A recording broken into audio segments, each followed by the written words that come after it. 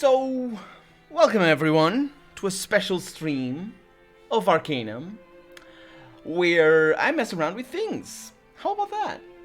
And we're gonna do something. I have something prepared. We're gonna do many things. Why am I saying I'm gonna do something? We're not gonna do something. We're gonna do a lot of things. Welcome to the stream, Young. How's it going? We're gonna do a lot of things today, and one of those things, and the thing that I am most excited for, is to finish the game in a different way. And also, we're gonna do a quest that's got to do with the gods, and we're gonna see how that goes.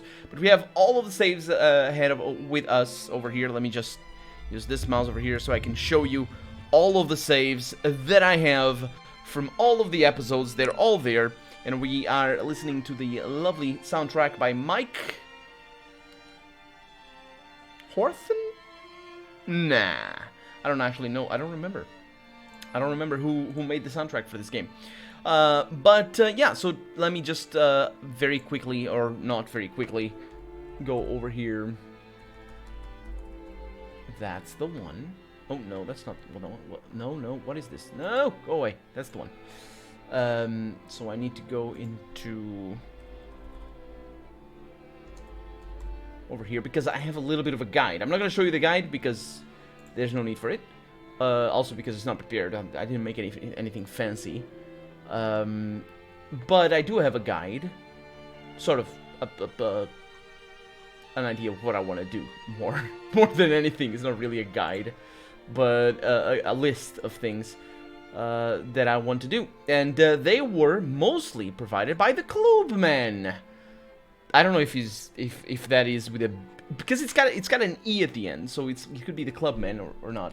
Having problems with the forest fires in Sweden. Oh my god, that's bad. It's really bad. That's really bad. There's a link over there that I can open. Well, I know how forest fires look. No, that doesn't open the link for some reason. I think it's the last bit. It's not right. Yeah, I can't open that link. But yeah, hopefully everything goes well and nobody gets hurt, because forest fires are very, very dangerous, and we all need to be very careful about that. Anyway, I have a list, and first things first. I think it's still the same image. Maybe not. Oh, wait a minute. I see. I did a wrong thing by copying it. It is the same image. I just did the wrong job. Oh! Yeah, there's a lot of them. There's a lot of them. They're all spread out and stuff. Yeah, hopefully nobody gets hurt. It's very hot, isn't it? I saw a tweet earlier this morning that that it is very hot in Sweden right now, and like 30-something degrees. Here in Portugal is a lot cooler, fortunately for us. Anyway, let me there we go. Perfect. Okay, so let's do this thing. First things first, let's finish the game in a different way, which is gonna be, this is the run, this is the run, this is the run, this is the autosave. Okay, good. So, first off, we load this, and we are in turn-based mode. We're gonna enter real time. They attack us. All we need to do is go over there, and we get the same conversation we had at the end of the game. I waited. I would think not. Apparently, however, let me control the volumes here. Thank you very much. Apparently, I did not choose the right way of ending this game. And welcome to the stream, Rui. How's it going? Welcome to the stream. Let's finish this game in a different way. Let's be completely pacifist. How do I do that, though? Do I need to engage with him? So, in my Let's Play, what I did is I went with this. Tell me yours, but I was aggressive after a little while, and I think that's the reason. So we can ask him to tell me his story, and he tells us his story, and that's the same as the Let's Play. There's no need to revisit that. I've been here for more than 2,000 of your years, and yet Let's not be aggressive. Yes, I because I think I know. Oh, and then we get a cutscene that works weirdly, so I'll just press escape. Hold on a moment. And then Virgil says things. Okay, now I asked him a few questions. They will be quiet. Life will no longer be. And so I go to Arcanum to be an end to it. No, I didn't. Of course. Or did I? Of course. So I can go through his questions. Of course. Of course. I can no longer. And now I can tell him. I don't know if I said this, though. I don't know if I told him that I could try to persuade him that he may be wrong, because that's what I'm trying to do here. This is what I'm trying to get him to do, is to admit that is wrong, and I want to hear that ending. I also want to see, I don't think I can have access to my stats right now, but hopefully I will, hopefully I have already leveled up all my persuasion, because I might have not, and that is a bit of a problem. Oh, Vampire Bloodline is such a fantastic game, isn't it? Did I listen to Beast in Black? I think you... Did you send me... That link is broken. Did you send me the link into on Discord? I don't remember. They're having a barbecue. Okay, so let's see what this is. Perhaps I could persuade you otherwise, because this guy, basically just to catch everyone back up, this guy wants to end life because he just likes the quiet. It's basically what it is. He has some in-world explanation for why that is, which are very, very deep. But my idea is to try and persuade him that is wrong. I have not seen how or what arguments I could make. So let's try and do this. Am I? It all depends on your point of view. Take yourself, for example. You've been told from the beginning of your adventure that you're the second coming of Nazarene, the return of the living one. Do you believe it?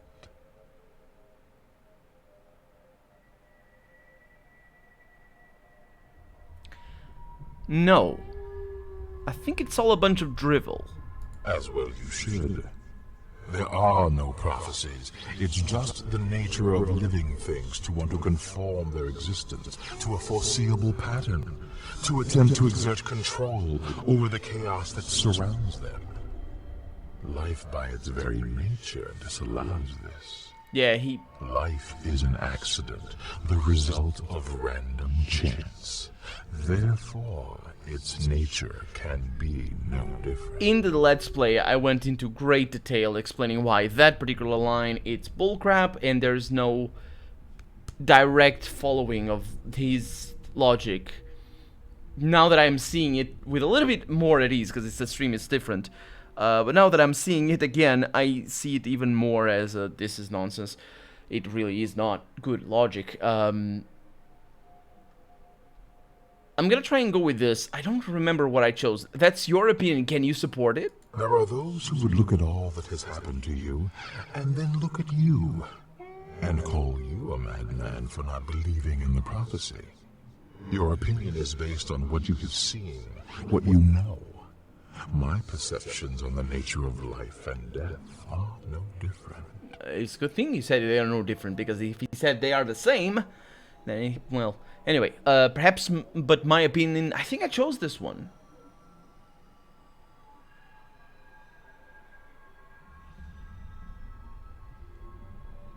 Let's concede a point. It's actually a very useful dialogue technique, is to concede points whenever you can. This works for a lot of things, but if what you're trying to say doesn't immediately impact, or rather, doesn't immediately get impacted by whatever your opponent is saying, concede the point. It doesn't matter, just concede the point. Get to what you want to say, and basically there's a bit of goodwill. It depends on people though, because there are people who are just contrarian. But you'll, as soon as you concede a point, you'll notice that immediately, because the contrarian people, they tend to sort of downplay your when you say, oh, I see what you mean, that makes sense, and they will be like, no, you don't understand, it's this and that, or something or other. Tends to be anyway, and I do have some experience with people like that, unfortunately. Yes, last year we had a lot of fires. I think it was last year. Was it 2 years ago? No, it was last year. Or was it 2 years ago? No, it was last year. Yeah, a lot of fires. Yeah, that was last year. You're from Portugal as well, Rui? Yeah, let's go with conceding the position here. And why not? I realize that you follow the way of the righteous, or at least that's the role you've decided to play. But you've yet to see the other side. Follow me, and I'll show you things you've never imagined. Can you say it with a little bit more ASMR? Did you notice? Did you notice at the end? Because you could hear the sort of at the end. That was weird. Your offer is tempting, perhaps. And I did get to this point. I remember now, because I said I don't know what that is, and because it's on a Let's Play, I didn't want to try different things. But here on stream, we can mess around with things. We can talk about forest fires, and I'm Portuguese. Oh, I see Young. I didn't, because you all the same color for me. Why? Change your colors. You can define a color for yourself on Twitch. They probably, they do show sort of the same color on video as well. I remember playing on the Atari. Yeah, I didn't. My first console was a Sega Saturn. But I did play on a Mega Drive and on a Super Nintendo. But that was very little for that. I'm only 31. So yeah. Let's go with this one. See what happens. Are you daft, man? Are you not listening to what this madman is proposing? He will kill every living being in both realms, including you.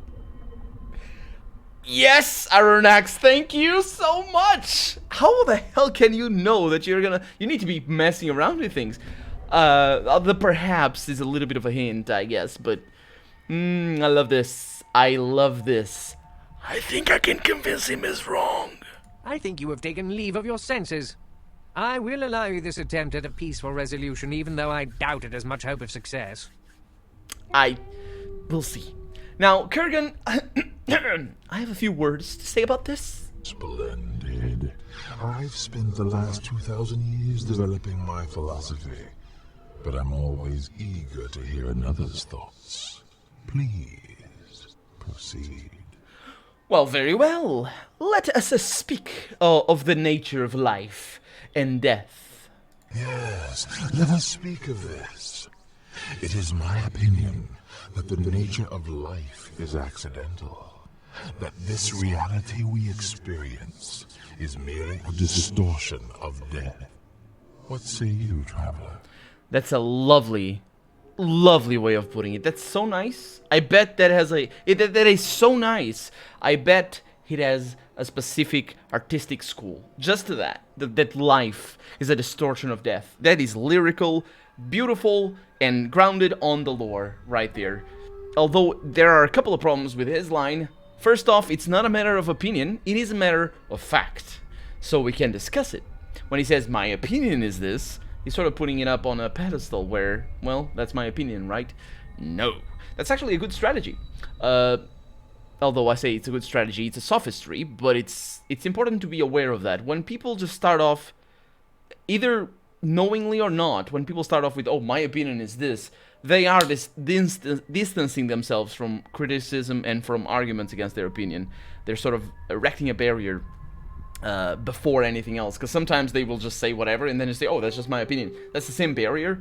But if you are aware of this, call it out for what it is. It's a matter of fact, even though we probably won't be able to determine whether life is an accidental occurrence or not. Now, my argument in the Let's Play is all to do with it is irrelevant if it is an accidental occurrence, because if it is an accidental occurrence, we can't deduce the properties of life from its origin, because there's no system for that to happen. Things can have different properties from their origin. A tree is made of wood, a seed is not. A tree grows up, a seed falls down. Many things. So his logic is more... I don't actually know what he's trying to do. He's sort of just a non sequitur.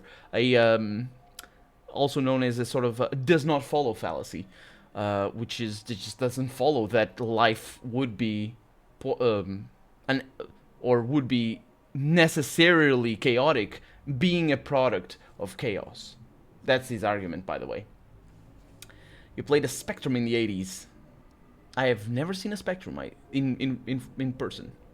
I did see a Commodore, and I think my first gaming experience was on a Commodore, or it might have been on a an IBM computer, but I don't remember. I was really very little. It was a MS Pac-Man or something, or Miss Pac-Man, whichever.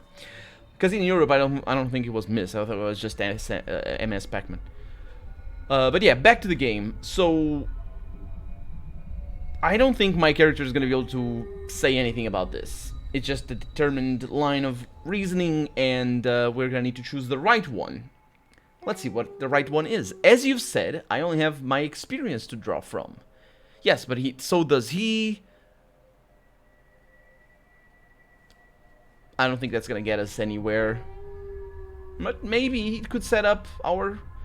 we could sort of be raising the same shield that he's raising, putting ourselves in the same pedestal as he is, at the same height at least. So sort of a yeah, this is gonna be rambling, because I'm just sort of enjoying this. I have not seen this ending. Sort of making ourselves, and if you guys want to give tips and all that, you can, of course. But yeah, sort of putting ourselves in a level playing field. The other one is, I think you're making generalizations. Open your eyes. An appeal to reason. Aha! That's a fallacy. Don't do that. Although, the generalization is a good argument. So I don't know. I'm gonna go with the first one. I know you do, Young. Don't tell me the stream has gone down. So I'm gonna go with the first one. Let's see where this leads to. And shut up, Ash. You're making too much noise. Yes. But what has that experience taught you? I know not the roads you've traveled, but I do know that all living things feel pain and loss. Not all of them. It's my opinion that they feel these things because they were never meant for what we know as life. Their souls are not equipped for it.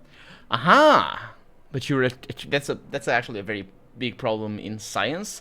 Not so much in metaphysics, because you can deal with good and not good and evil, but with good and bad in metaphysics. But he's actually attributing a judgment value to pain and loss. He's seeing it as a bad thing.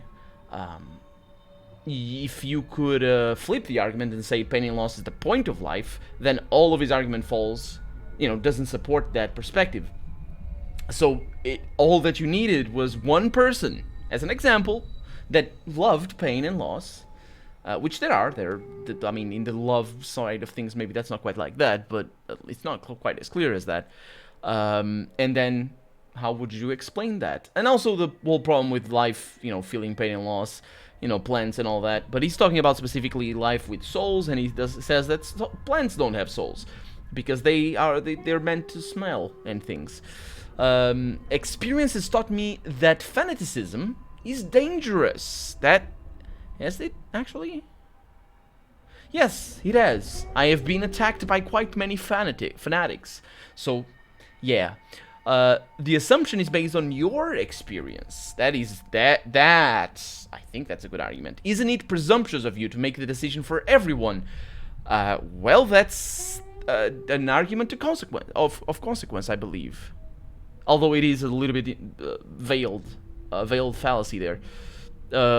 This argument here is basically a rephrasing of, yes, but if you're right, you're making a decision for everyone, and that is the consequence. And I don't know if I could put it like that, but that's not a good argument. This one is the good one. This is based on YOUR experience, ...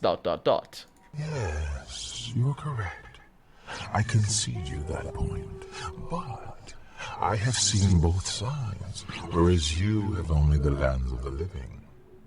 Trust me when I say that the souls who are called back to this life are in the most excruciating pain. It's unnatural. I don't know what that fallacy is, but trust me, it's ad Bethesdam. That's what it is. Trust me. It's what Bethesda says in their marketing material. Not trust me, trust us, but I guess. Maybe your opinions bias. Bias as a verb. Bias as a verb. That's very nice. How very 2000 of the game. Your observations.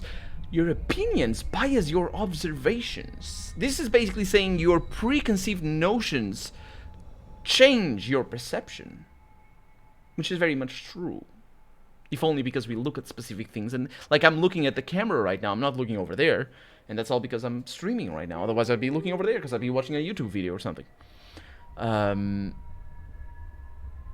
I think you're refusing to see the truth. That's an interesting argument. It's an interesting argument. 2, says Jung. The gaming you use what? For gaming you use YouTube and skip the talking parts. Yes. That's also, yes, that's also true. Opinions is bias. Actually, it is not. Opinion is something like bias is caused by opinions, but not necessarily. Like other things can cause bias, and opinions might not cause bias. So opinions is just me saying I think this movie is good. Or this chair is very comfortable, and even if I put it in other words, like for example, this movie appeals to my tastes, or this chair, or I sit very comfortably in this chair, it's just a lot more defined as an opinion. It's still an opinion, because what defines an opinion is that you cannot prove it to be right or prove it to be wrong. Not necessarily to be right, because you can't really prove anything to be right. That's not quite how proof works. But you can prove it to be wrong. So when I say this movie is good, there's nothing, or rather that I like this movie. When I say this movie is good, I mean that I like this movie. That I probably didn't put the words quite where I should put them. But what I mean is, if I say I like this movie, there's nothing that you can point me at, and welcome to the stream, Bruno. There's nothing that you can point me at and say, haha, I got proof over here that you do not indeed like this movie. And even if you show me saying I don't like this movie, that's not proof that I don't like the movie. So there's nothing you can do to convince me that I'm wrong. That's what an opinion is. When something is a matter of fact rather than a matter of opinion, then you have at least possible proof. At least possible proof that you could show, or that you could see, or observe, or come up with, or a logical conclusion that you could say, but this, look at this, or think about it like this, and then that would be a matter of fact. When I say this movie is 2 hours long, that's a matter of fact. It's not a matter of you know, you can show me, oh, well, but look at this, and it's not, right? It's not a matter of opinion, but when I say the movie is good, then it is. So that's what opinions are. Where the bias comes in, a bias can exist just because of your previous experience, not necessarily your opinions, but just by your natural sort of experience in life. If you're a person that works in I don't know, so customer service, for example, you're gonna have specific attitudes that other people might not, and those are bias. But it's just completely from experience.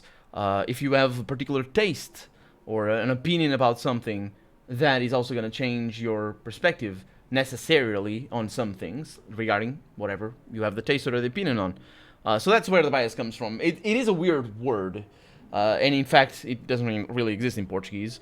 So I was very perplexed when I found it for the first time, because we take a whole lot more words to explain what it is in Portuguese, because we don't have that, as far as I know, anyway.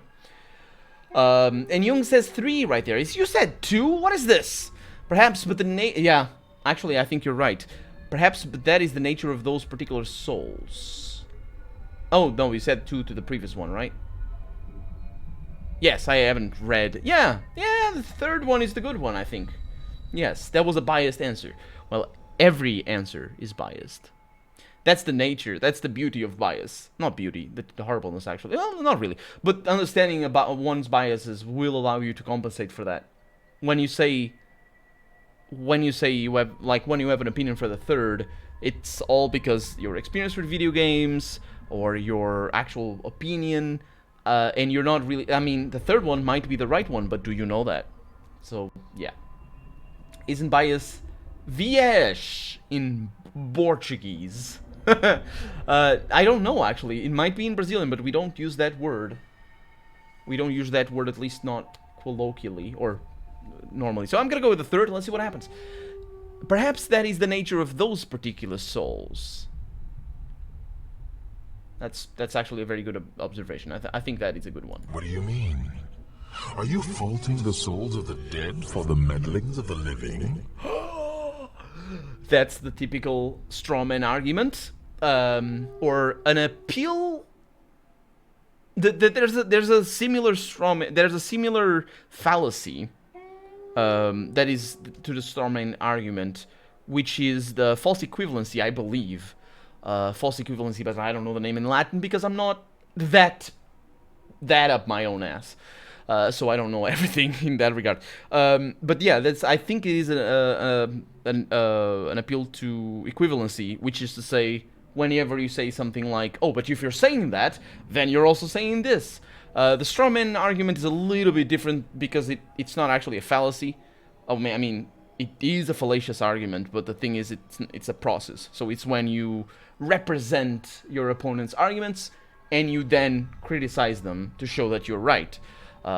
So he could have done that right here. Are you faulting, like, what do you mean you're faulting the souls of the dead for the meddling of the living? I don't think that's fair because yada yada yada. And that would be a strawman argument. Here he's just making asking a rhetorical question, which I am not a big fan of, and but I can respect people who make rhetorical questions.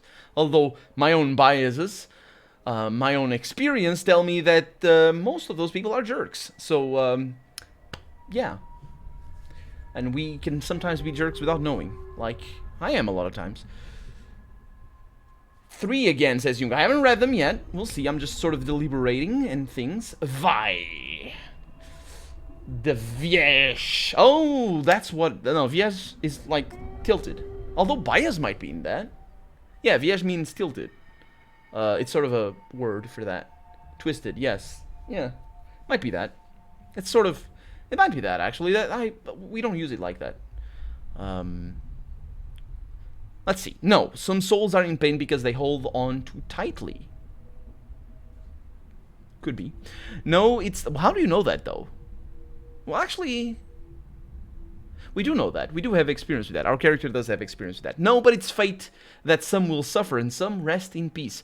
Now, fate is a tricky thing because it's impossible to test. You can never test the fate unless you had different timelines. And then you can test fate if you work with different timelines. But in a single timeline, you can't test fate because it's always, you can always say, oh, it's my fate to have bought this wireless mouse. Want a proof? I bought this wireless mouse. So, yeah. And there's no rhyme nor reason. It's just the way things are. An appeal to nature! That's my favorite right there. Although, no, actually, the false equivalency is false equivalency is the trickiest one to dismantle, actually. Although he's not actually he's not going full through with that. I think the first one is the right one. I think you are wrong. Brazilian, Tuga, yeah.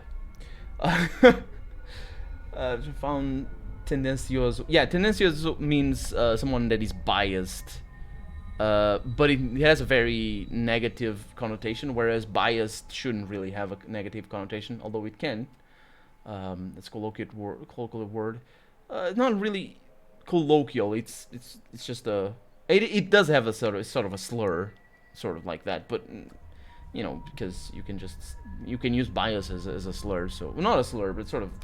I don't know if slur is meant to be sort of a one-word thing or if it's. So Jung is right, and I'm not gonna go with the third one.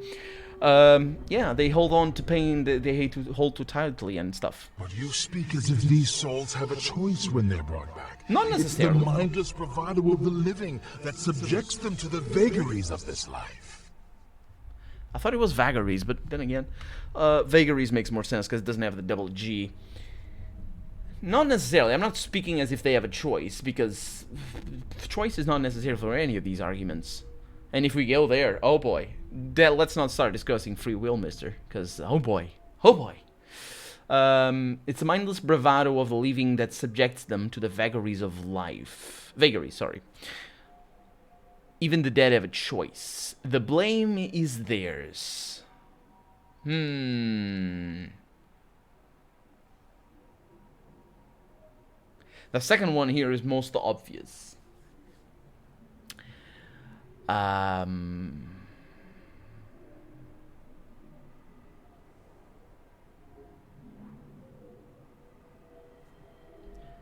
I think the second one, yeah, the pain is of their own making.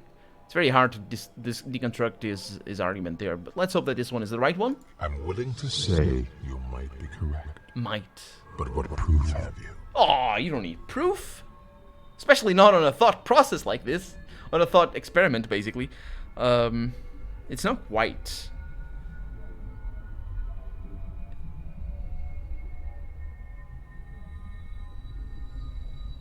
I think the first one is the way. I think the first one is the way to go. What proof do I need? Your state is the only proof necessary. That line of reasoning is weak. Crap. And completely ineffectual. No, it's not. Perhaps our conversation is coming to an end. You jerk. You don't need... That's... You cheat.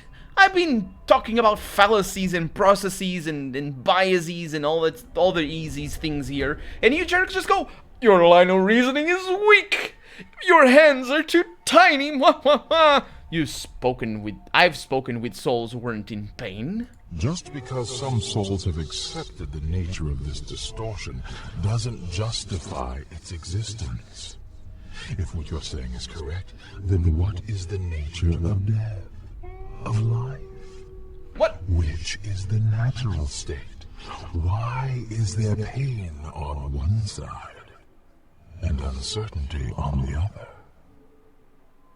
So pain, just to clarify here, pain exists on the side of life, whereas uncertainty exists on the side of death. Although I don't really understand how there's uncertainty. You're not getting out of there. In this world, that is, in this setting, where we have very specific rules here. We're not talking about religion or anything like that. Well, they do put the Panari as very religious, and they sort of are because they're all cuckoo. But I don't really have a choice. I do want to note here that he is just so attached to the natural state. If life exists because of a random chance of natural state, then life is natural. If you're gonna go with natural. Although that is a very difficult thing to do, and usually entails us seeing ourselves as unnatural, or rather above nature, so supranatural. Super? No. Supra? I don't know. Above nature.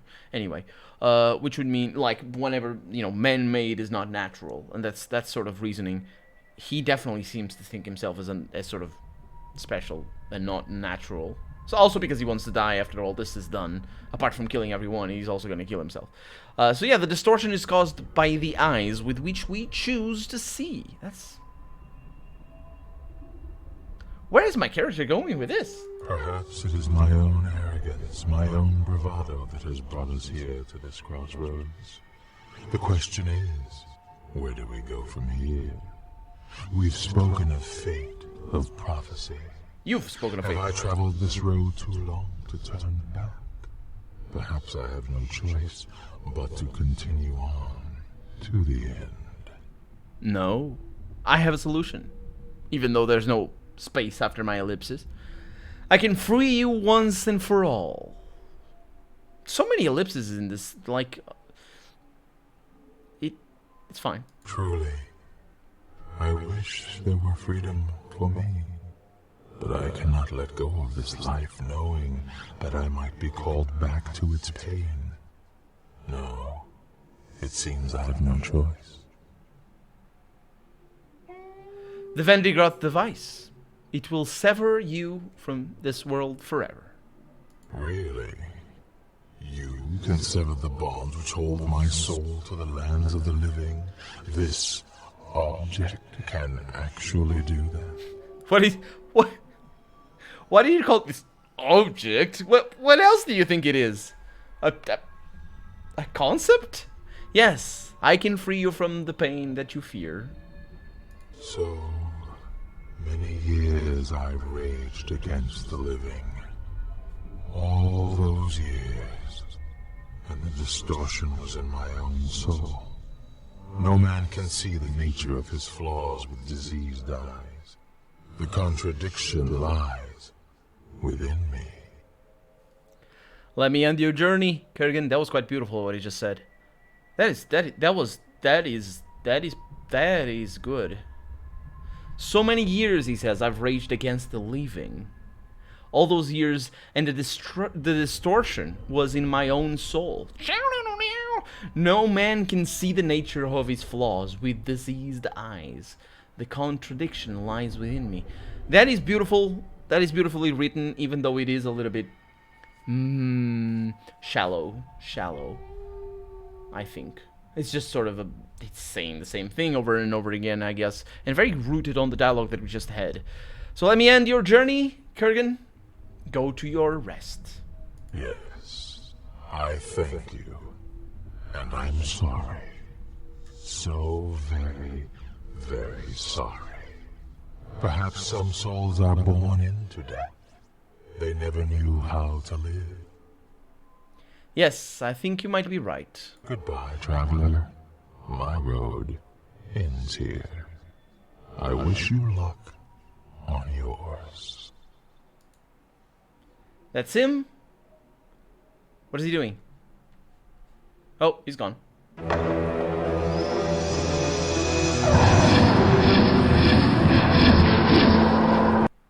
Oh, I was lowering the volume. Oh, I pressed, oh no, what? Because of the death of its leader, Yes, I got those endings already. Okay, well, there it is. It doesn't sound sorry. No. Anyway, that is one. Let's get a save in here. It's one thing. One thing that we have done. Ticked. Perfectly good. Another thing is to go back to where the Black Mountain clan should be. I think it is around here. Maybe through that. No, not through there. Because I think there's one Black Mountain clan person that is still alive, and I didn't see them because blind. Now what? That's the end. That's the end of the game. Okay, see you later, Rui. Thank you for showing up. And also, I'll be uploading this video up on YouTube, all the streams, so you can see the rest if you want to, and skip a bunch of things because there's gonna be a lot of walking today. There's gonna be a lot of walking, so there should be. I just don't get it. I talk to these guys. Please don't kill me. Yes, sir. Yes, sir. I am an inventor. Pleased to meet you. How are you, sir? Yes? Okay. I don't get it. Let's see.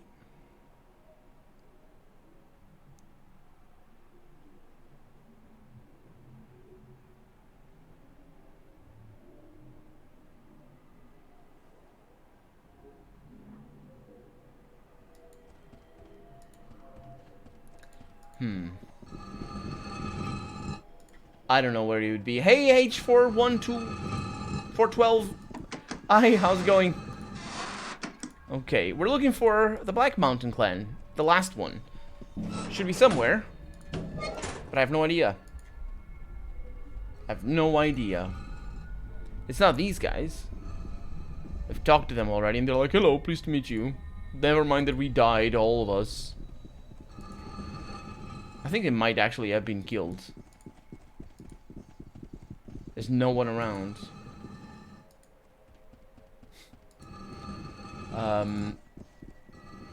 Yeah.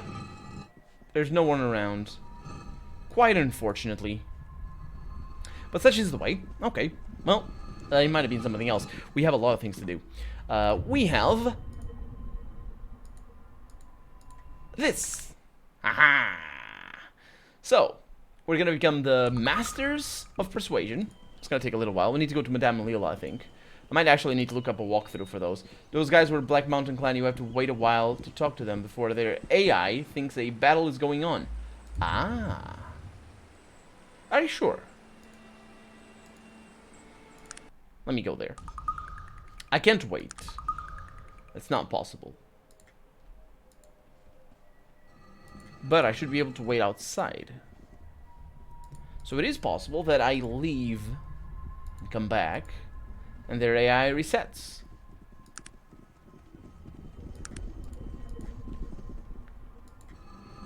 How do I leave, though? Through there. Sounds about right. More Arcanum is always good. That's very true. That's very true. Hey, Panaritas, what is going on? What's up, my man? I'm doing very well. If a little bit hot, but I can't complain because the rest of the world seems to be burning. Quite literally, or just very hot. So I probably won't be able to sleep very easily. Yeah, today was about 25 degrees Celsius here in Portugal, and yeah, it's not pleasant. I mean, it is pleasant. It's just I'm sweating. Got this t-shirt on. Need to get myself some Aha! They talk to me! Thank you very much, Mother Dragonman. And sorry I didn't say hi to you when you came in. Fantastic game indeed. I'm just sort of messing around with it because we finished it already for the Let's Play. Someone from the other side has come. He says, "Who are you?" Let's talk. He's gonna talk like this. Someone from the other side has come. Yes, who are you? I am Kringjar Silverhammer. Tell me, did Stenar reach you? Yes, but he died before he could tell me what was happening. Ah, he hangs his head for a moment. How did he die? Well, he perished in a horrible Zeppelin crash. You could leave the freaking horrible word out. It's like, how he perished in a horrible car accident. No, just the Zeppelin he was flying on crashed. That's all you need to do. You don't even need to say that he perished. Just it's like this. My character is the least nice. Zeppelin! What is that? Yeah, these guys are from 1,000 years ago, not 2,000. The game is confused. Tremendously confused about the dates. Unless I'm really upset. Really confused myself. Not upset. I'm not very upset. I'm upset. But anyway. It's an airship. It's fine. You also don't know what an airship. A boat that flies. You also don't know what the boat is. Suspended under a large balloon. You also don't know what a balloon is. Also, why would you be under a balloon? It's like, a balloon? The things you use to distill water?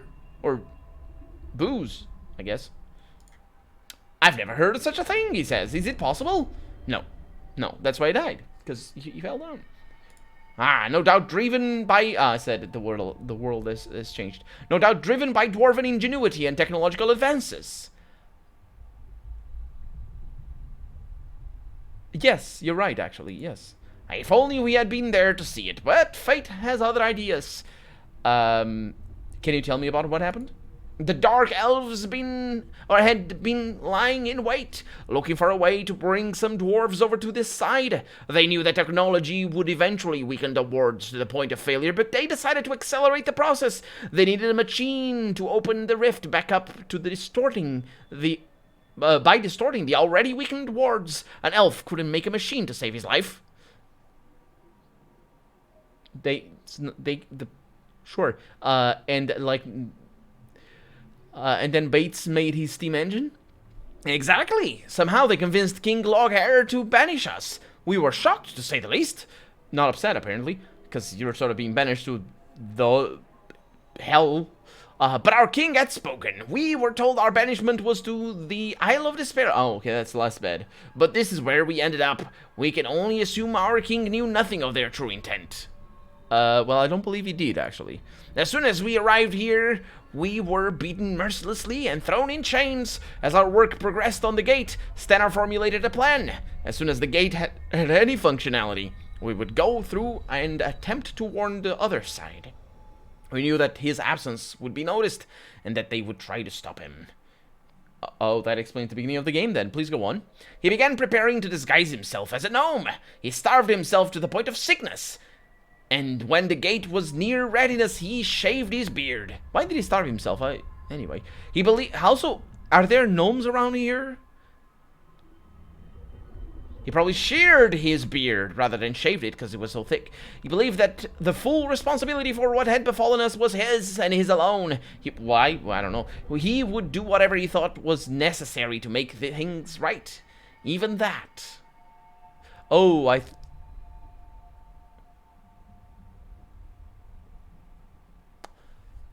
he thought he was right. It was his responsibility. Because he gave the plans of the engine to Gilles Bate, or whatever the guy is. Jill Bates? Whatever. Gillette. And that started the whole thing. As we saw many episodes back. What happened after he went through? They tortured some of the clan to force us to reveal his plans, but we wouldn't break. We knew they needed us to finish the gate, and hey, we had been disabling the gate in various ways for months. For all they knew, we still had months ahead of us to finish the thing, when we could have finished months before. Ha ha ha! Wage theft! Wait a minute, that's not what it... Time theft! Ha ha ha! You don't actually get wages, so... And then? They killed half of the clan in a last effort to force us to talk. Apparently, they didn't really care for how long it took for the gate to be made. Because, you know, half of the clan was dead. We still did not break. And now, we are all that is left of our once great clan. How did they find him, though? That's an interesting question. If they didn't talk... Well, I guess the Molokian hand was behind everything. Yeah, I guess sort of have to explain how if they couldn't have contact within. Well, they did have contact actually, because Aronax was not Aronax. Kurgan was controlling the Molokian hand, and that's how that went. I will return to free you when I have killed those responsible.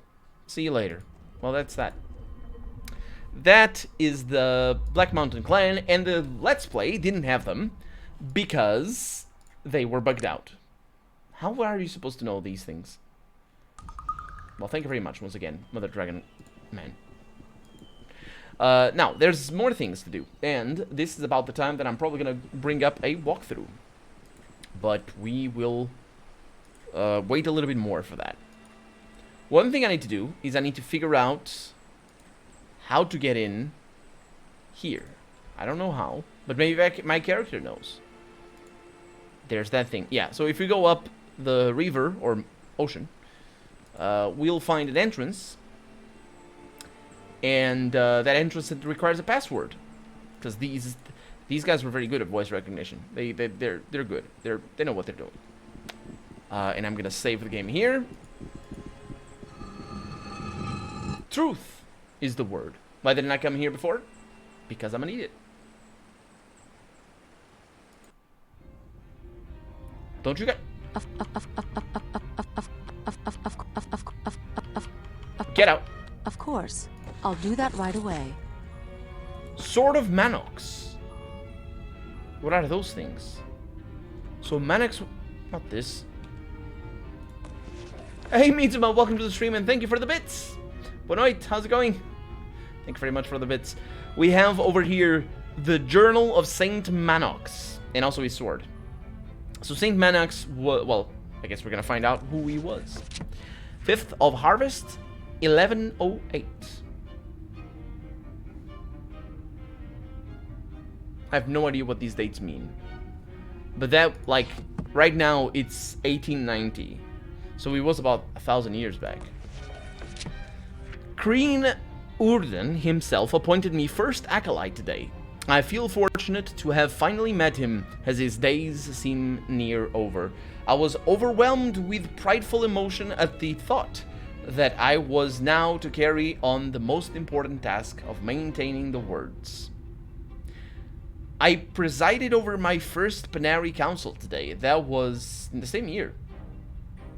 All went well, and we established without a doubt the divinity of Nazarene.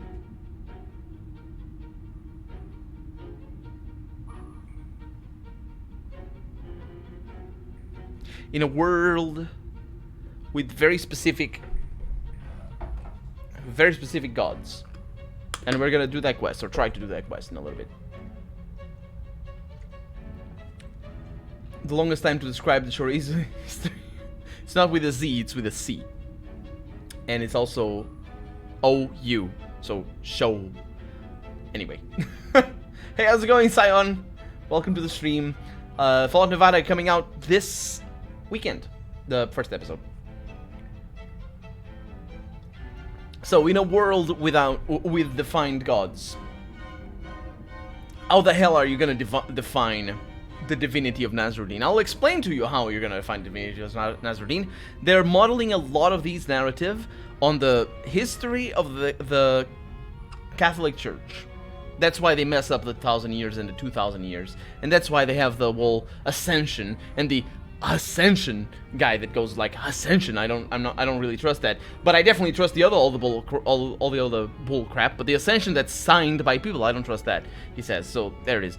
That's why, and that is another proof of what I was saying. I actually said it in a Let's Play that these guys, it's a different thing. Chorizo is a different thing from chorizo. I'm biased. I prefer chorizo. Also because I have readier access to it. Anyway, the usual debate ensued. So they're probably, I don't know, discussing what color fit best to Mannix or something.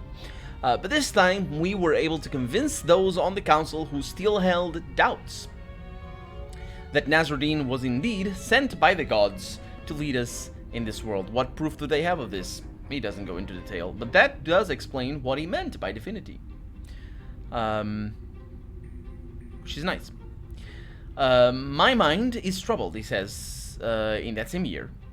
Actually, later that month, 2 weeks after that. An elf by the name of Kenhua descended from the mountains today and has begun ingratiating himself, the nerve, into the council. He claims to be the son of an original elven council member, but I am not certain I believe him.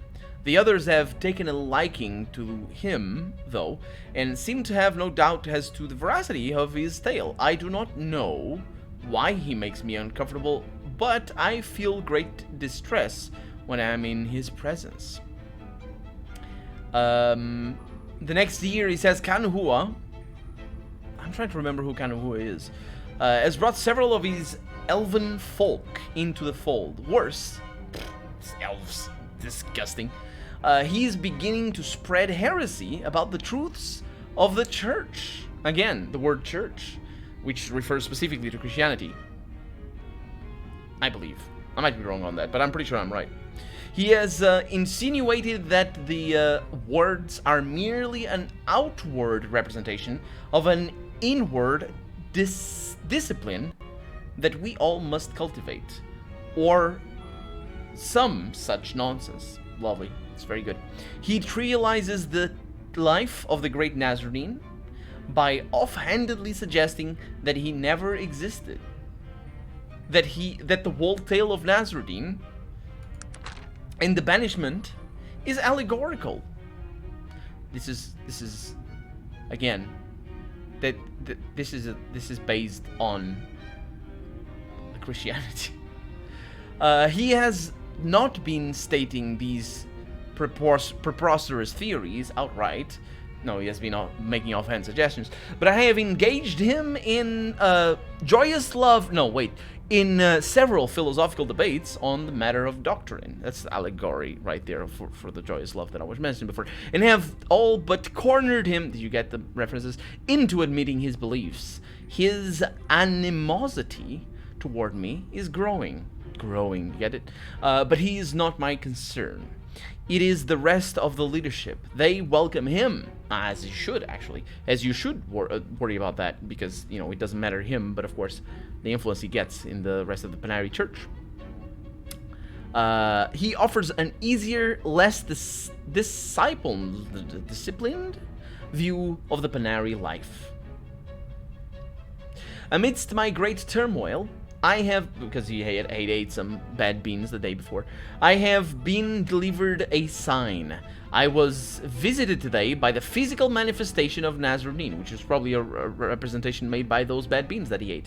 I am certain of this, he says, as I was tending the wards, as I do these days with no help from my brothers.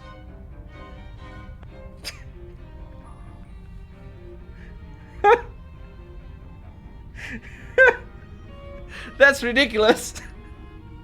Oh boy, it's a little bit too subtle though. It's not outright ridiculous, but it is stupid, really stupid. It's like a baby writing like, nobody helps me do the chores anymore. Not only do they not believe in the religion and the things that I proposed, but they force me to clean the bedroom alone.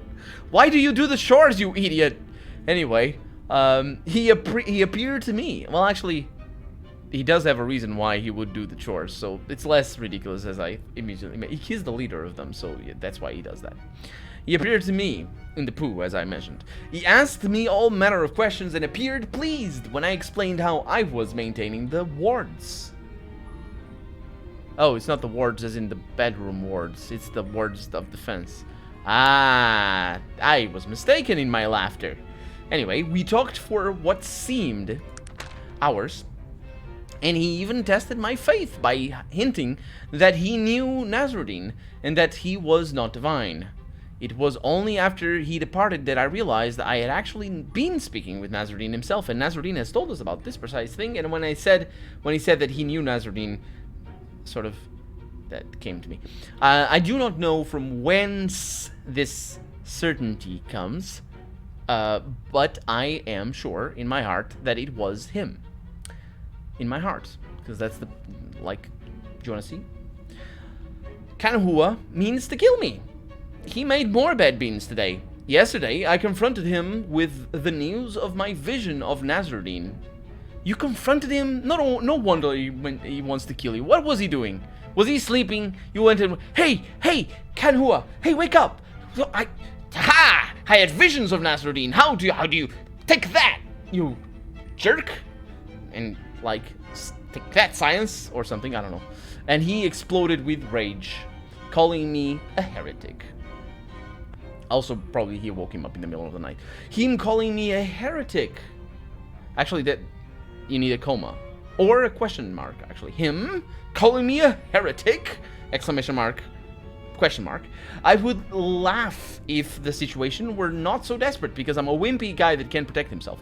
I almost attacked him on the spot, but I called upon my training to calm my rage and quickly excused myself from his office. So he was sleeping in his office. Or maybe he was doing other untowardly things. I then returned to my room to contemplate what my course of action should be. Later that night, it was indeed night, as I was out performing my walking meditation, that's what they call it these days, I was set upon by his elven cohorts. After killing several of them, I didn't even pay attention to how many, I fled. I do not know what I shall do now, he says. I know my life will end should I set foot in the temple again. Why? Well, because he wants to kill you, yes. But it is not my life that matters. The truth of the Vagary must leave beyond me. I can only imagine the What truth is that? He's not even making indeed a big point of just, oh, it's the wards and all that and stuff. Like, he's not even writing about that. All he's doing is sort of, oh, you say Nazarene didn't exist? How dare you? Sort of, yeah. Anyway, it's not very important, is what I mean.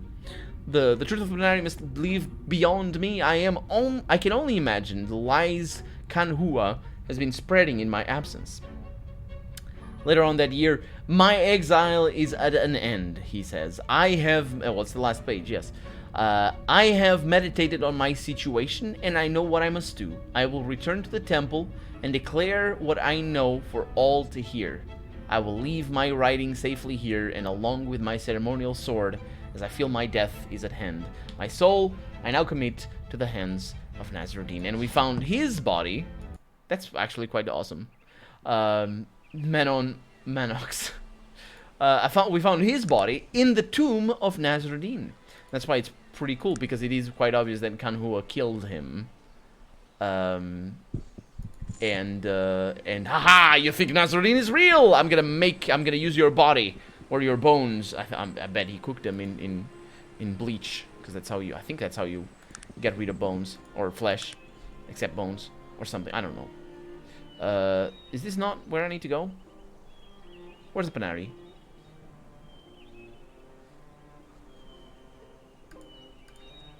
It's not here. You prefer the linguiça? Sounds so nice. Chorizo is just easier to eat, I suppose. Different countries to begin with: Spain, Argentina, Mexico. All have chorizos. Yeah, it's all Spanish thing. That's Nazarene up there, being all Nazarini. Brazil and Portugal have chorizo and linguiça, and also other things. It's not also other things. Mortadella, although that's from Italy, and it is a common thing. And it just has, I don't know, it's like linguine or something.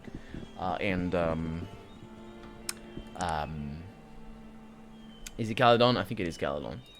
What other things? You have your presunto and... Oh, actually, if it is sort of made-up things, you have alheira, which is pretty decent. It's not my favorite, actually, but it's alright.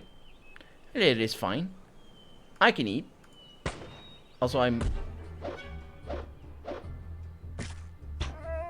not gonna die. What weapon do I have? Drox Warbringer. That's the nice one. I just had to move a bunch. And there we go. Moving on. Blood sausage, that's a nice one as well. Although it is made very differently depending on how you want it. Salami, I don't know, actually, I don't know what salami is. I know what it is, yes. Just, I don't know, I buy whatever. Just like, is it round and think that's one? It's good. Okay, so here we are going, if I'm not mistaken.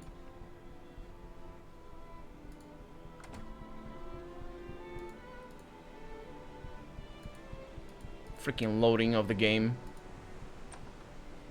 Over through here. Hopefully not getting attacked by the guards. Have the maximum number of waypoints. In Colombia, most frequently you find salsicha. Is that how they write it? Interesting. That's how you mispronounce it in Portuguese. We say salsicha rather than salsicha. Because shisha means meat. And people just go with salsicha. Also because it's kind of tricky to say salsicha. It's sort of tricky. Just as sausages, yeah. That's literally what they are. Although they are made differently if you want to, like the German sausage, which I do appreciate, but mostly with bread and just sort of, it needs to be sort of well accompanied. It's just alone. Salsicha is very easy to just eat, because it's a lot blender. I guess you can make it more, you definitely can make it more bitter and just sort of more spicy. Your local fairway has chorizo, which is more like a Mexican chorizo. Church is building used for public Christian worship. That's true, but it is also the name of the institution itself, like the Church of England or something. And you say the Church of England, you're not saying, you're saying specifically it's Christian church. It comes, the word, I don't know where it comes from actually, because the Latin word is iglesia. Yeah, iglesia, which is used in Spanish and Portuguese. I believe in Italian as well. I'm pretty sure. I mean, it's Latin, so. And French, I don't know how to say church in French. C'est la vie. That's how you say church in French. Chorizo blood sausage, it's the same over here. Yeah, nice. Made of raw pig. Salami is made of raw pig. That's how it is. Yeah, it's true. Salsicha, yeah, for Brazil, but it's got the salsicha is weird. Anyway, I need to talk to these guys. Maybe, well, I don't know whom exactly I need to talk to, but anyway, in the name of Nazarene, I welcome you, my friend. How can I help you? Hello, I have some questions. A very important thing to tell you. Aha! I found Mannix's journal. And because our lines can't have more than one line, it needs to go with this. Alexander is silent for a long time. Then. But you don't need to say then. Come on. Alexander is silent for a long time. It seems we, the Panari, have an important responsibility. Many of your troubles, Living One, were born because we allowed ourselves to be deceived for so many years. Hiccup. That will be no longer. And it seems that my family has been deceived and dishonored. I think I know to whom I must speak about this. He looks in the direction of the High Priest's chambers. Yeah, I also found this. It's a sword. Alexander is stunned, unbelieving. I never hoped to see this. It was lost so many years ago. It will be put to good use, I can assure you.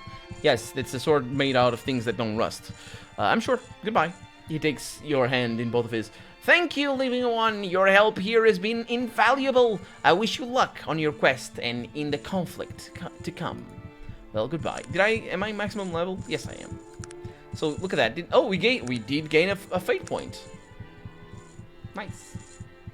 Igles is French. That it is. Pardon your spelling. That's basically what it is. So, I should talk to the other people. So I'll save the game here. I'll go back inside. And I'm gonna talk to the archaeologist. They probably don't want to talk to me. To the historian. I don't remember who else. Oh, there's this guy over here. No, that's the archaeologist. I thought this was the archaeologist. I have discovered the truth about Mannix. Is that so? And what is it? It seems that we have been misled from the beginning, and now I see why we were first called Defenders of the Gate. It seems we have a great responsibility. We shall begin to live up to it. What do you think I should do now? Well, if you haven't already, please go to tell Alexander what you found. I would think that he's going to want to have a very long talk with some of his superiors. Alexander doesn't have superiors. Does he? Unless it's that guy up there. Maybe. I'm glad I'm not one of them. Okay. Is that him? No. Alexander's that guy. He's literally the superiorist. I found out the whole truth. What? The truth. Oh, the man truly was a saint and a warrior, and it seems that we Panari have been neglecting our true duties. That will no longer be the case. Thank you, my friend. You've done this church and the world a great service. As a token of my appreciation, feel free to take the objects in the display cases, and I can tell you what they'd be good for, but they are yours all the same. The cases will be open now. And he gestures quickly. Well, that's very nice. Would you do me a favor? Speak with Alexander of these things if you haven't already done so. I'm an old man and tired. I can't walk 10 feet. There is little I can do to right this wrong, but Alexander is strong and also very charming and nice. And he smells good sometimes. The strongest of us all, and we'll know what to do. I envy not the man who Alexander finds responsible because of his smell, most likely, when he doesn't smell good. Okay, I'll do that. So we have special items. Can I throw away? Do I need to throw away items that I have over here? Hopefully not. We have special items. It's good. What is this thing? A glass key. Oh, I know what that is for. What is this thing? The Eye of Krakatur. That's actually important for the end of the game. And over here we have the Figure of Mannix. Is that a weapon?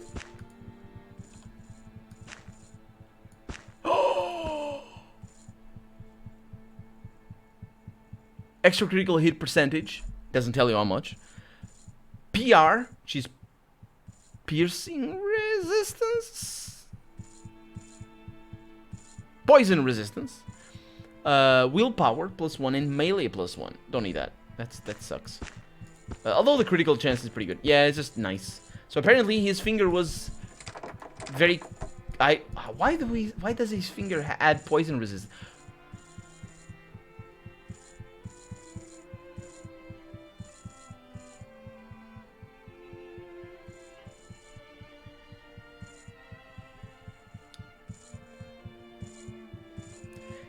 He used this finger to scratch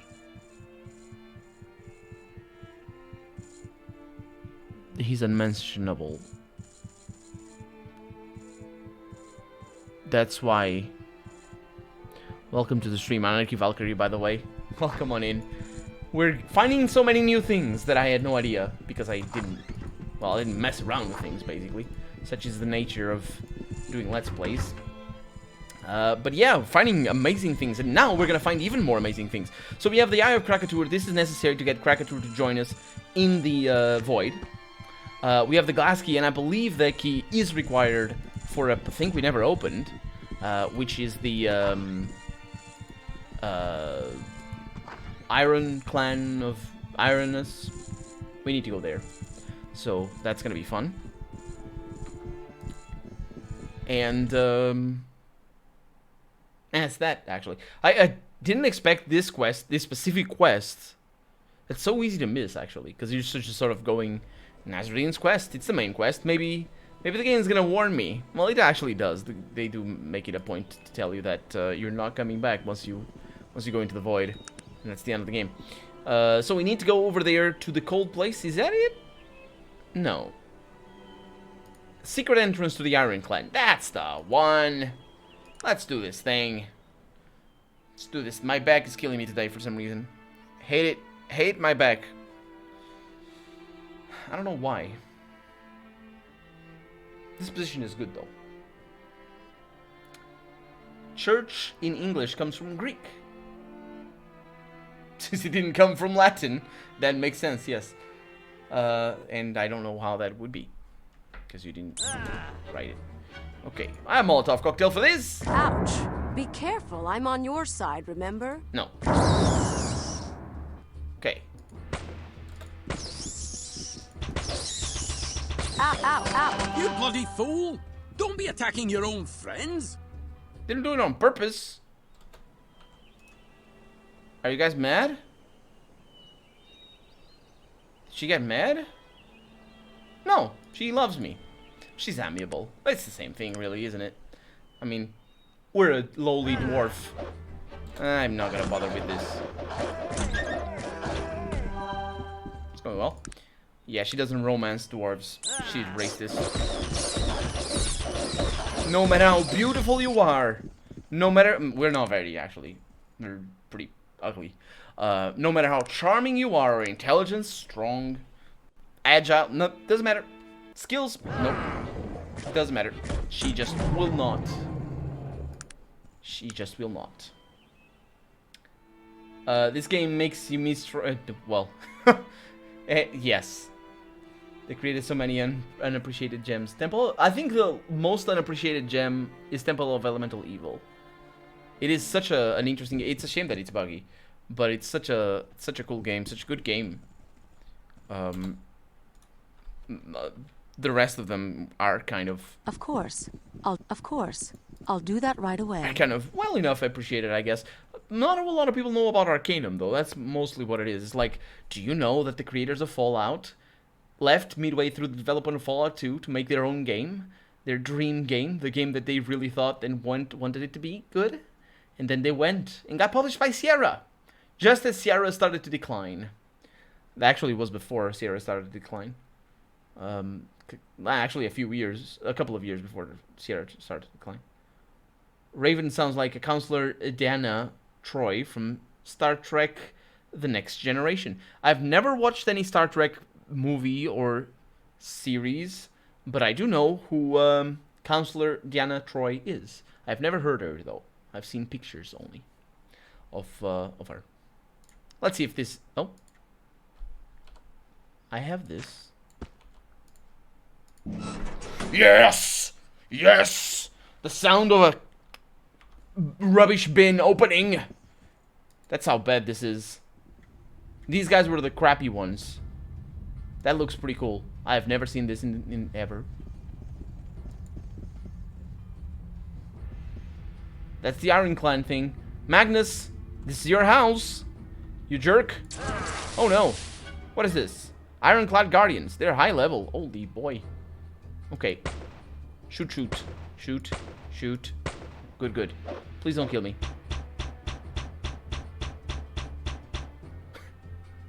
How many action points does she have? 2 of them are down.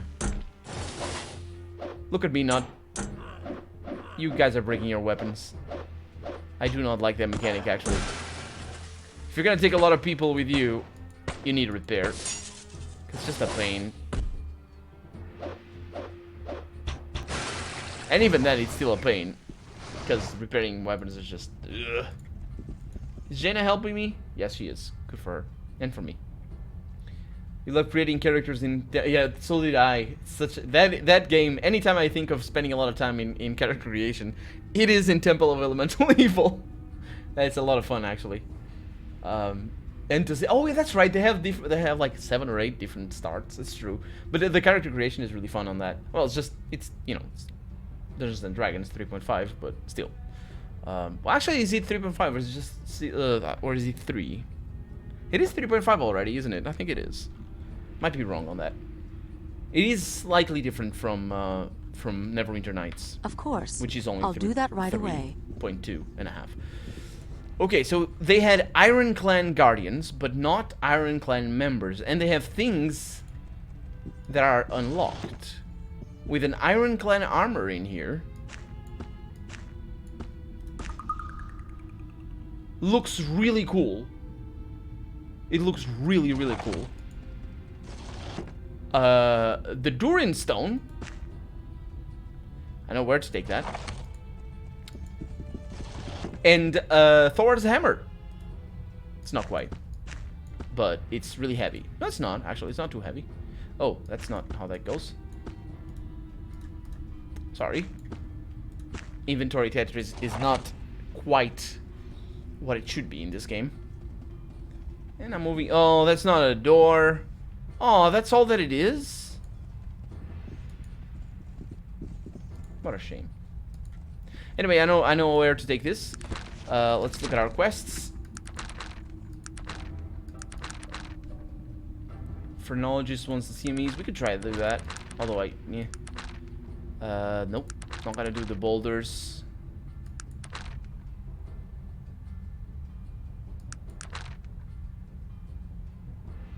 Eric Obsidian. We need to go back to the Stone Mountain clan. No, not that. The other one. I know where to go. It's fine. It's this way. Through there. Hardin's Pass. To the Will clan. And real time, my companions are gonna take care of the business. Okay, Anarchy Valkyrie, thank you for staying with us and lurking. Yeah, I can't. It's been a long while since I have played. I can't remember the rule set either. You never played Elemental Evil, but you loved Arcanum and Vampire Bloodlines. Yeah, you should give Temple of Elemental Evil a try. It's good enough that it's rarely very, very cheap. But I think on GOG you can get it at $10, and on sale it usually goes for $5. GOG.com. I have a box, sort of a box thing. I don't know where the old owner is working right now. He has oh good. He has shown up to one of my streams once. I think. See, I bought it secondhand. Temple of Elemental Evil. I don't know where he is. Need to get in touch with the old guy. Bought it for, I think, $10 or something. He was just selling all of his games, and I'm like, he's selling all of his games? I want to buy that. I have a few of these, but I want that. I want that. And I bought it. That was that. Hopefully he's doing alright. Because being in a situation where you have to sell all of your games just to get by, well, I guess maybe it was, you know, moving or something like that. There's always many. I didn't pry, so there's always many situations where somebody can need to sell all of their stuff. That's why online things are so good, because you just have them online. Also, they're cheaper. Or marriage. No, I think that was before. I think he wasn't married at the time. I'm pretty sure that wasn't it. Because I knew his girlfriend around that time, and I think I met her after. So that's an altar. We need to do something over here. And we'll try and mess with that.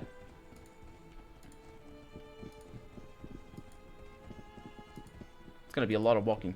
And I need to find... That's the one. I need to find Eric Obsidian and give him Durin Stone. Does it actually have a description? No. Yeah, that's kind of a shame. Oh, this is not where he is. Dang it. Unless it is, of course. This area is tricky to navigate.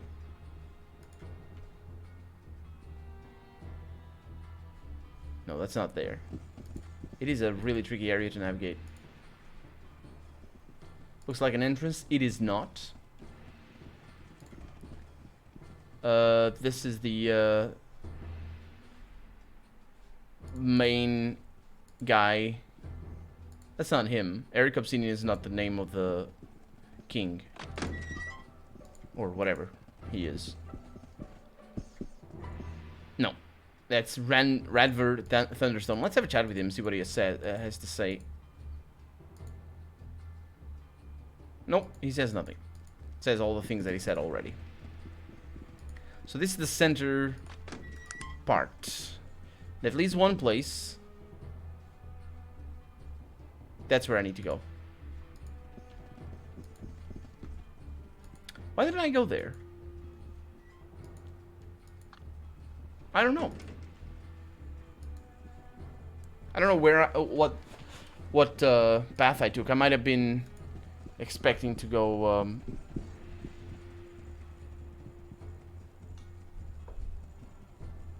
sorry.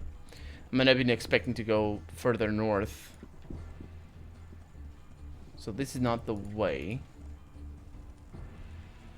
Is this the main entrance?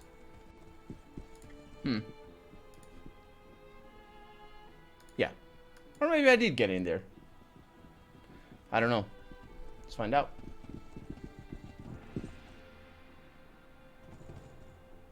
Yes. This is where he lives.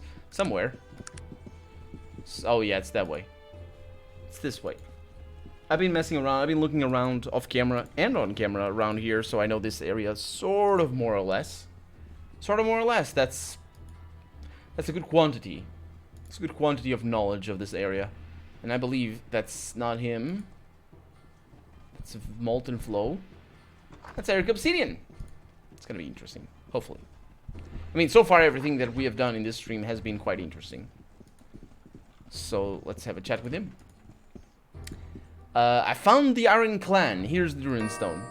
You have? My god, I have never dreamed. I mean, they were real? The stone? It's beautiful. And what of the Iron Clan? What did you see?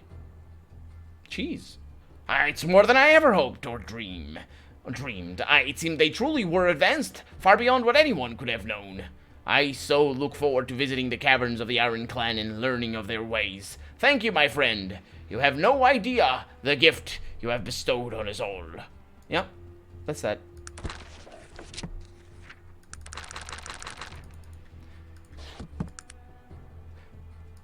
That wasn't a very epic. That's not a dwarven chest. What is wrong with the game now?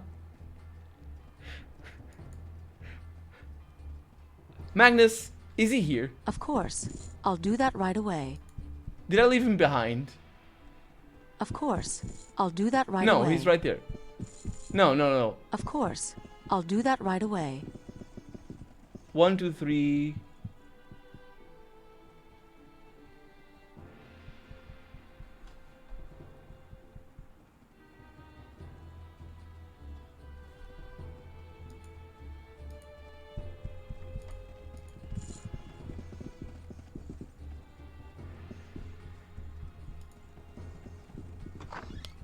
Where the hell is Magnus? I hate this. Why? Is he here? Is he in the map? He must be in the map. He must have gotten mixed up, confused. They don't teleport though. He's not with us. That's well though.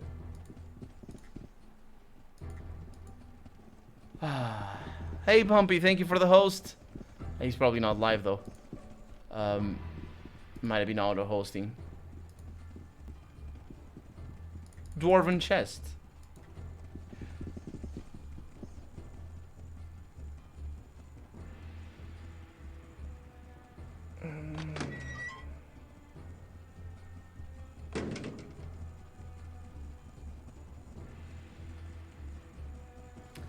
Where am I gonna find him?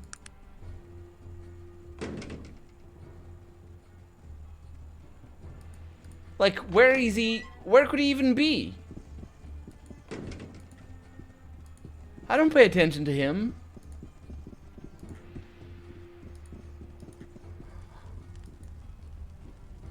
That's probably why it was anticlimactic. That's his quest.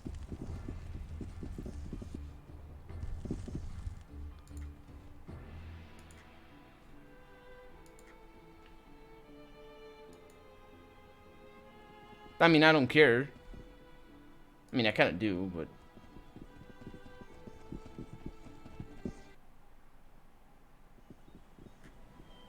Is that him? Magnus! How can I help you? Hey! Can I ask you questions? Oh, look at that! It's weird! What do you need to know? Well, that's that. Why do I have a...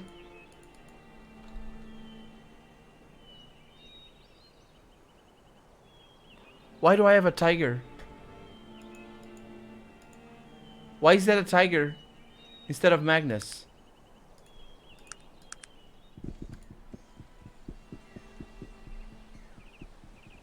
Secorchier's level 6 tiger. What are you guys picking up? Where the hell are you going, Weldo?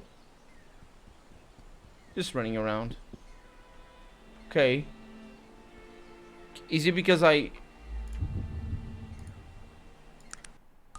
Oh, it's fixed. It fixed. It fixed itself. How can I help you? Phew. Okay. Well, that's that. Magnus didn't get to have the conversation because he just didn't want to go in. Okay. Next stuff. We have this, and we're working off this one. We can become the master of persuasion. Oh, this is gonna be interesting. So, to become a master of persuasion, we're gonna need to improve our persuasion. Right there. And then, I thought master of persuasion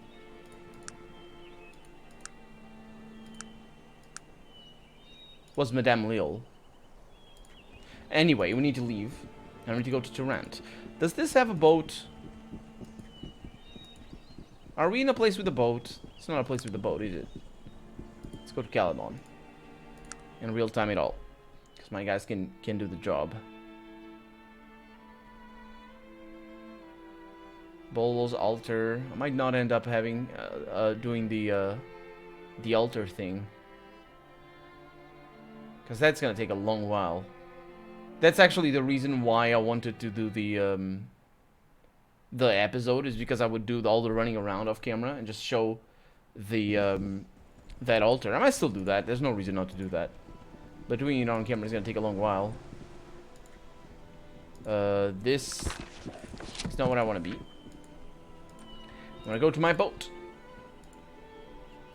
Further up here. We do have quite a few things to do, though.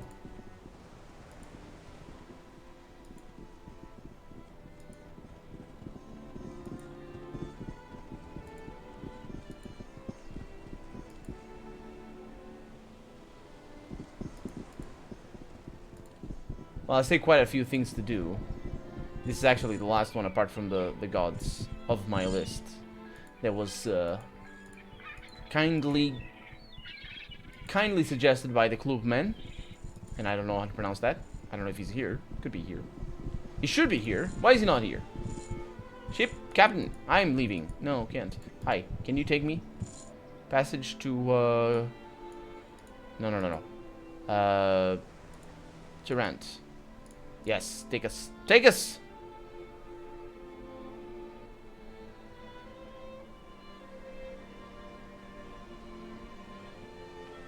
We're in Tarant. In the docks. Loading everything. Is Magnus around, or is he a box? He's not a box. Everything is good. Okay. So, from here, I'm actually going to go first to Madame Lille. And I'm going to do something we didn't do in the Let's Play because of role-playing reasons. But we can do it now. We can ask for a special service. Is it Madame Lille's over here? It is. Hello! Oh, they're all looking away because I wanted to steal things from you. Hello.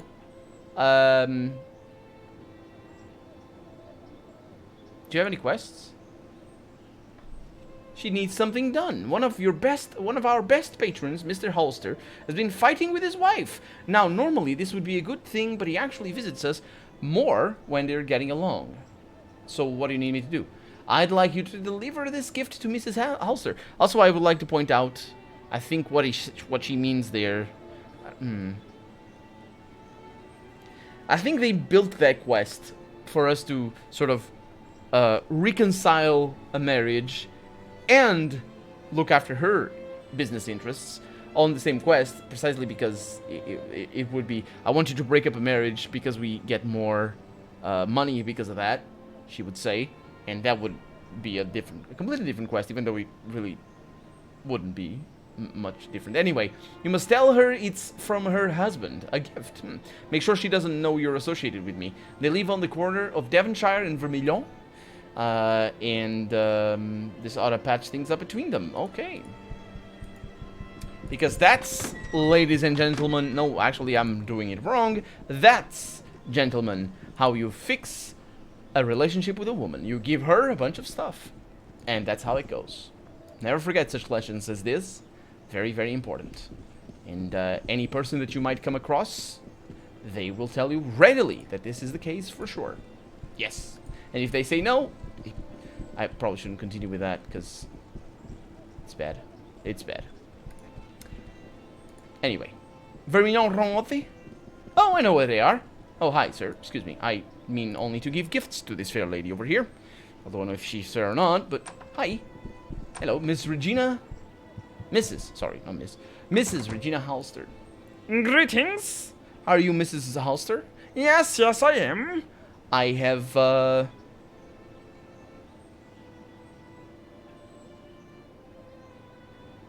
Hello, ma'am. I'm delivering a gift. Here you are.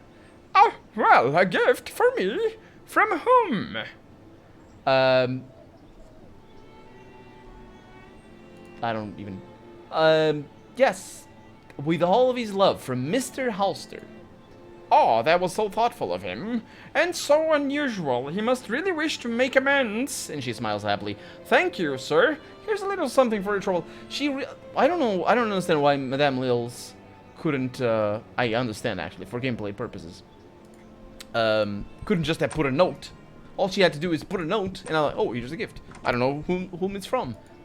It says right there in the package. Apparently not. I had to be convincing, that's why. It's a persuasion check. Solid Magnus, prowling around the docks cunningly disguised as a crate. Wait a minute, does Solid Snake disguise himself as a crate? Because that's the thing, that's the only, that's more from Divine Divinity. And there it is. I delivered the gift. Oh, I trust that she was pleased. Oh, good. As agreed, you may now take these curls to the bedroom and do with them as you please, or things. Thank you. Can I not? I wanted that. That's why I came here in the first place. Aw. Wait a minute. Why are you moving, Cassie? Hey, Cassie. No. Hey, I wanted something special. Do you have any more? Do you know what I'd really like? She asks. What? A medallion of beauty. I think I have it. They're very rare and difficult to come by. Dark magic, you know. You get me one, and I'll give you 2 girls. That would be an adventurous twist. Well, it'd be nothing in comparison to what I've been through, what this character's been through. We've been in an orgy to the goddess of beauty. I don't know if he got any action, though. That's kind of... I don't... Shouldn't...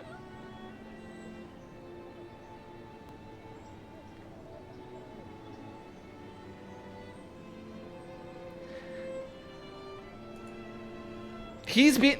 That's nothing. That's honestly nothing. I need a medallion of beauty. I have it. I think it is Magnus that has it. How can I help you? Or someone. Someone in here has a medallion of beauty. It's not Raven, because she's ugly and she's never gonna be capable of things. Of being beauty. Is it Gar? I believe this is it.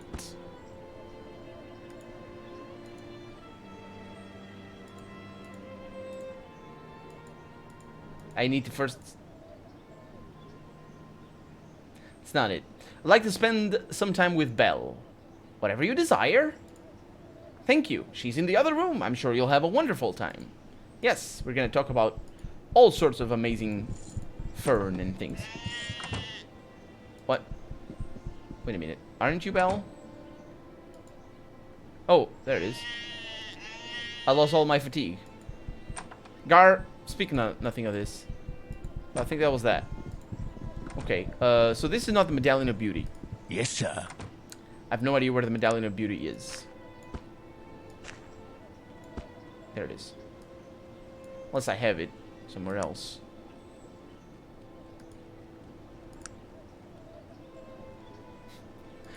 Bruno, what are you? Why are you saying that?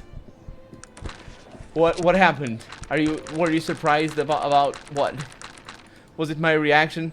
Was it my contemplation about the possibilities of what might go on an orgy in regards to actually participating despite being in the middle of all? Or was it the fact that we spent some time with the sheep? Yes, that's what I was trying to do from the first. So to do the master of persuasion, I need to see Edward Willowsby, or Willowsby, I believe, and he's the chairman of the evil Tarantian Industry Council. The ship, yes. I didn't do it in the Let's Play because well, it wasn't the character I was building really. He's not that adventurous, and even in the orgy for the goddess of beauty, it was sort of an accident really. How do I get to the council though?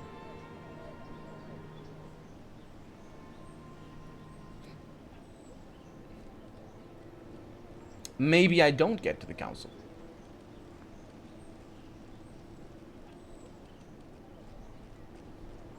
Maybe I just need to actually know where the guy lives.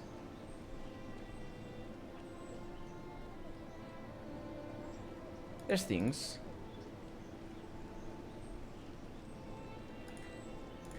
Let's go. Nah, she just kicked me in the face. That's what happened anyway. I just lost a bunch of fatigue and fell down. That's what happened. And my intention was to have a chat about Fern. Not Fern. What's the word? Hay. Hay is the word. What do we have? Franklin residence. Where am I even gonna find this person? Hello. Oh, hello. Overweight, homely gentleman. The Holster residence over here. The Moorland. Yeah, it's the Willowsby residence. It's this one. I remember having quests for it. Or somewhere. It's someone. The Petit Bon. Garrigsburg residence. Hello. This is the lady that wanted a huge tombstone. What a weird request. Bring me a tombstone. And I shall... Oh, there it is. And I shall make you rich. Although I do think that the guy was gone when we came here. Jolly good, Willowsby, old boy. Haha, good one, Smithy. Who's this guy? What? May I ask who you are? Oh, of course, I'm Perryman Smythe, or Smith. Recent graduate of the College of Phantasm and representative from Tula, City of Mages. Very nice to make your acquaintance, sir. Have you a moment? What brings you to Tarant? Oh, nothing in particular, really. Just traveling and whatnot. I hadn't really seen anything beyond the walls of Tula before a few weeks ago. You might say I've lived quite a sheltered life. What is it Tula like? Tula, it's amazing. It's just all things. Okay, in the middle of a great courtyard. I know there's things. You can tell me. You can't tell me. I was sent to Tarant on a, how would one phrase it, a mission, I suppose you could call it. Master Simeon felt that I was best qualified for the job, and so to Tarant I went, and I've spent 2 weeks with Mr. Willowsby recovering from my mission. Quite an adventure, I must say. Who is Master Simeon? Simeon Tor. He's the greatest mage in all of Arcanum. Yada, yada, yada. Yes. Can we travel together? Interesting proposition. You do seem well traveled. But what are you doing in the world? Well, many things. I see. So what are you telling me is that your whole adventure has spawned from an untimely incident you experienced while on the blimp? Yes. Well, I must say that I've never heard of a more interesting story in all my life, and I thought I'd been through quite a harrowing experience. Can you tell me about the harrowing experience? He does actually join us. Nice. That's interesting. Can I talk to the other guy? May I ask who you are, sir? Greetings, I'm Admiral Willowsby, businessman and chairman to the Tarantian Industrial Council. How may I be of service? Well met, might I ask you some questions? I'd be more than happy to speak with you, young man. I'm always eager to hear the thoughts and opinions of my constituents. Unfortunately, I have a pressing engagement just now. Will you stop by my offices in the City Hall in an hour or so? And we can speak further. Okay. Off he goes. Guys, oh, who's that? Who's that? Lorham. Lorham. Lorham. Lorham. You freaking jerk. Is he? Perriman Smith apparently just joined us. See you later, Mizuma. Thank you for showing up. As always. And for the bits. Thank you. Did we go down? I believe so. What is it that you want of me? I want you to get out of my way. That's usually what I want. Oh, yeah. Pyrotechnic axe. Why didn't I get that? Well, because I probably couldn't open it. Or was always dying. Maybe. I don't know. Because those things lock themselves. I think some of them, the doors at least do, lock themselves the moment you leave. I want to do an experiment.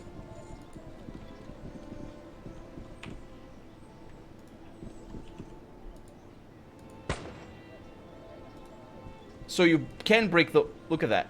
Nobody minds that. You just break a window with a shot of your pistol and you get into anybody's house. And you don't even need a window. You can punch it.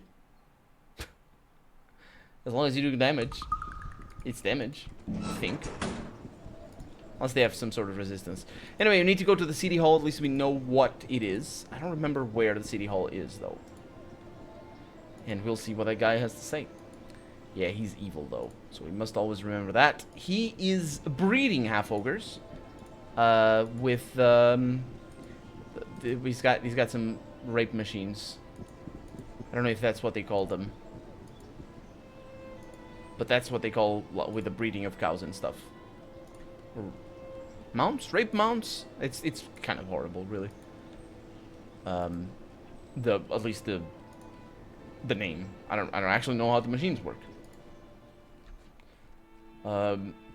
So this is the city. Oh, that's the House of Records. Wait a minute. So this is not City Hall? That's not City Hall. Is that City Hall and oh, it is Department of Water and the House of Records. So this is the City Hall. Excuse. Oh, hi. Oh, that's that guy. Lorham. Aha! And you see the half ogres that I keep telling you? Yeah. Yes. And this gnome noble. It's important to remember gnome noble because this is a very, very sort of the game is very specific about the gnomes and wants us to just think of any gnomes as terrible people, because I think all of the gnomes are terrible people in this game, but the game really wants us to come to those conclusions. So yeah. What do you want? Hello. Do you have time? Oh yes, I do enjoy conversations with my constituents. Oh, he says that. Oh no, wait, that's different. Lifeblood of the city and all that. Why do you say and all that? What's this all about? That's some accurate shooting. It was. Do you know anything of the politics here in Tarant, young man? No. Might we speak of them? The Tarant is ruled by the Tarantian Industrial Council, of which I am the chairman. We are a group of businessmen and politicians who make laws based upon what we feel is best for both the commercial and cultural future of our fair city.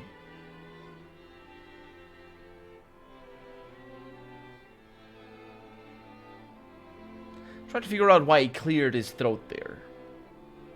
Let's see. Has Tarant always been ruled as such, or was once their a king. No, the monarchy, well, how should one phrase it, became so outdated about 50 years ago. We don't speak of it much here in Tyrant, because 50 years apparently is it's too long. Too long of a time. You can tell that it makes him feel uncomfortable. Suffice it to say that the city has prospered under our new system of government. Do you know of the Unified Kingdom, friend? No. What is the Unified Kingdom? The Unified Kingdom is an alliance of two major kingdoms, those of Tyrant and Ashbury, which share resources and military strength, and there are many cities that are currently looking into joining the Unified Kingdom. Negotiations with prospective members are a part of my job. Oh, diplomacy. Well, I guess it is normal that it would be,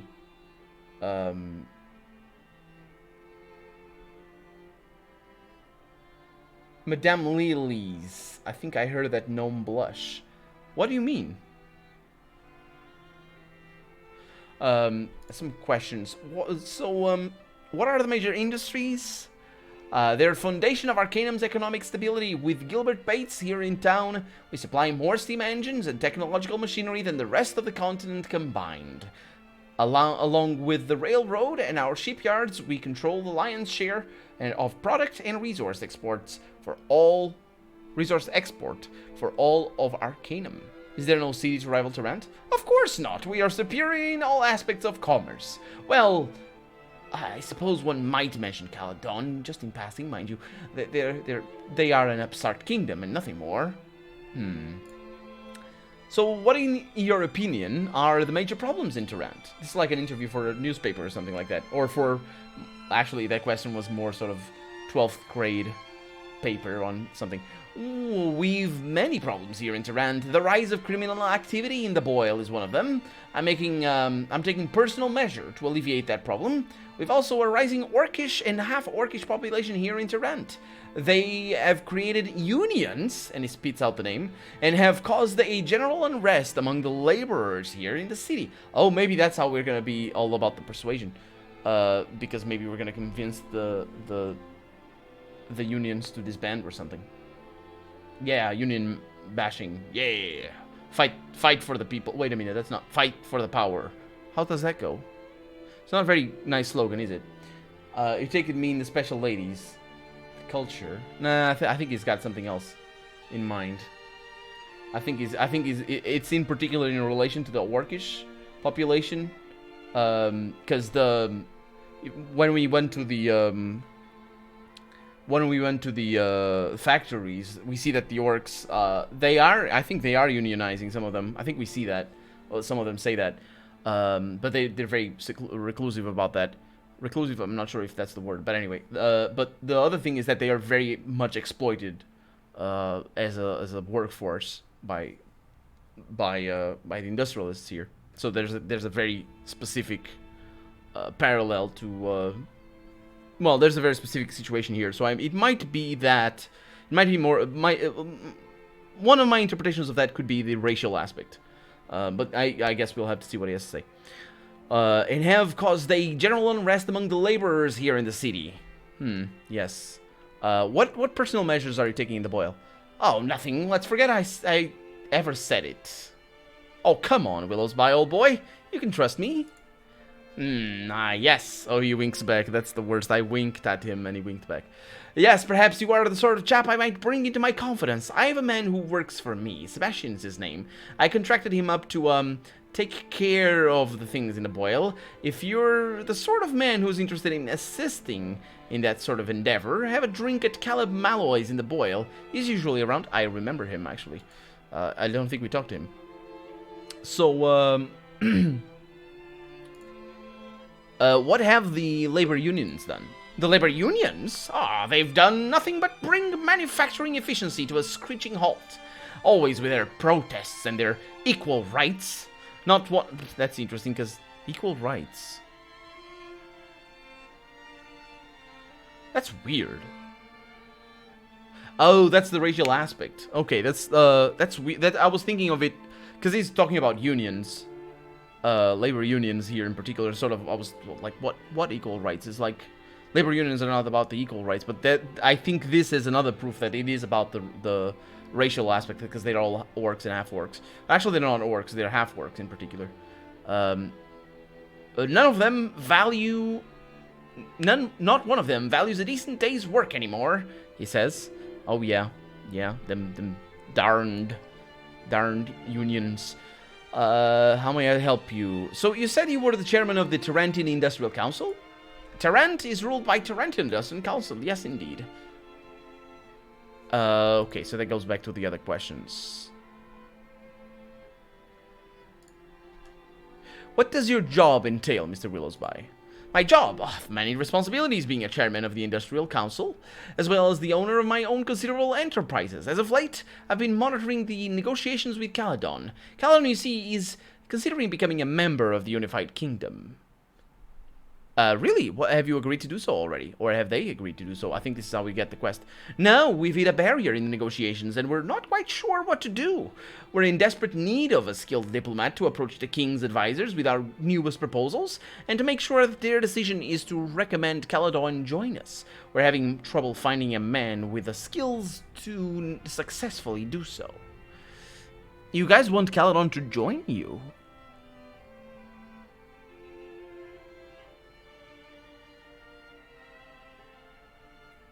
I wonder if that's actually good for Caledon and bad for Tarant. Bad in the sense that, for these guys in particular.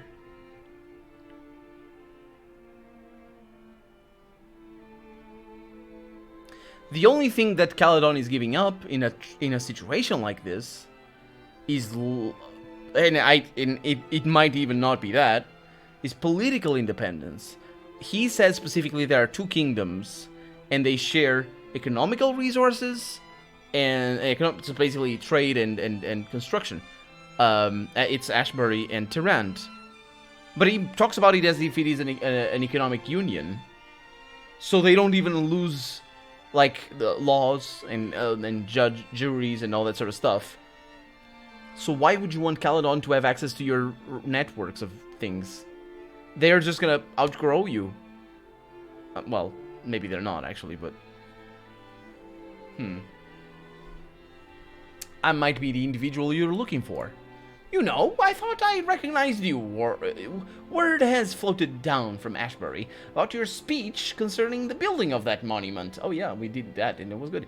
You were successful, yes, I thought so. You might just be the man we're looking for. I can't emphasize enough the sensitivity of these negotiations. The individual we choose must be well versed in all of the issues involved. Yes, I am confident that I'll be up to the task. What needs to be done? I see. Well, perhaps I will send you, if you're acceptable of my terms. You will be paid a sum equal to your performance. How do you equal that to my... How do you... What? Anyway, in fact are successful. If... In fact, you are successful in convincing the king's advisors to agree to membership in the Unified Kingdom. If I find your performance acceptable, I will also train you to be the master in persuasive arts, and after that I'll kill you. No, he doesn't say that, I say that. And how will my performance be rated, sir? Well, in any negotiation, there is compromise. You will be given a dossier? Anyway. Which... outlines the articles of membership in the Unified Kingdom. The less you have to compromise on those articles, the more money you will be paid. Are we clear?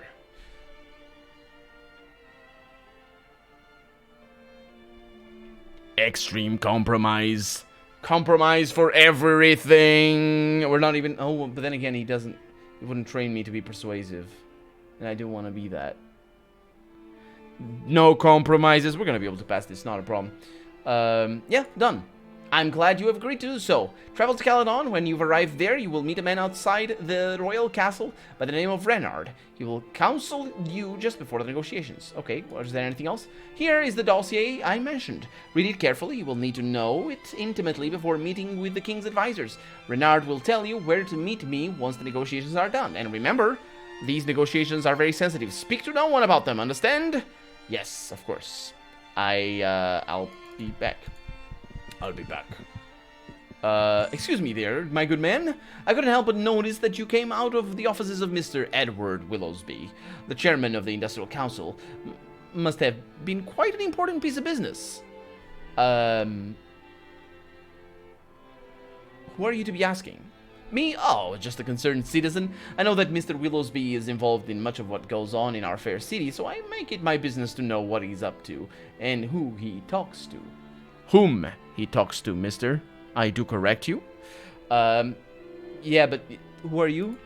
As I said, I'm one of a group of concerned individuals who are working towards a common goal. Mr. Willowsby is a powerful man, and his influences are far-reaching. Men such as you just never know what you're getting into.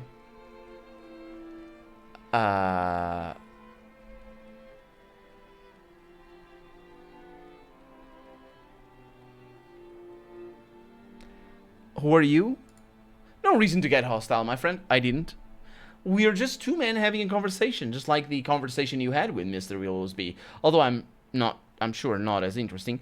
Men such as you should just never know what they're getting into or what they're talking about.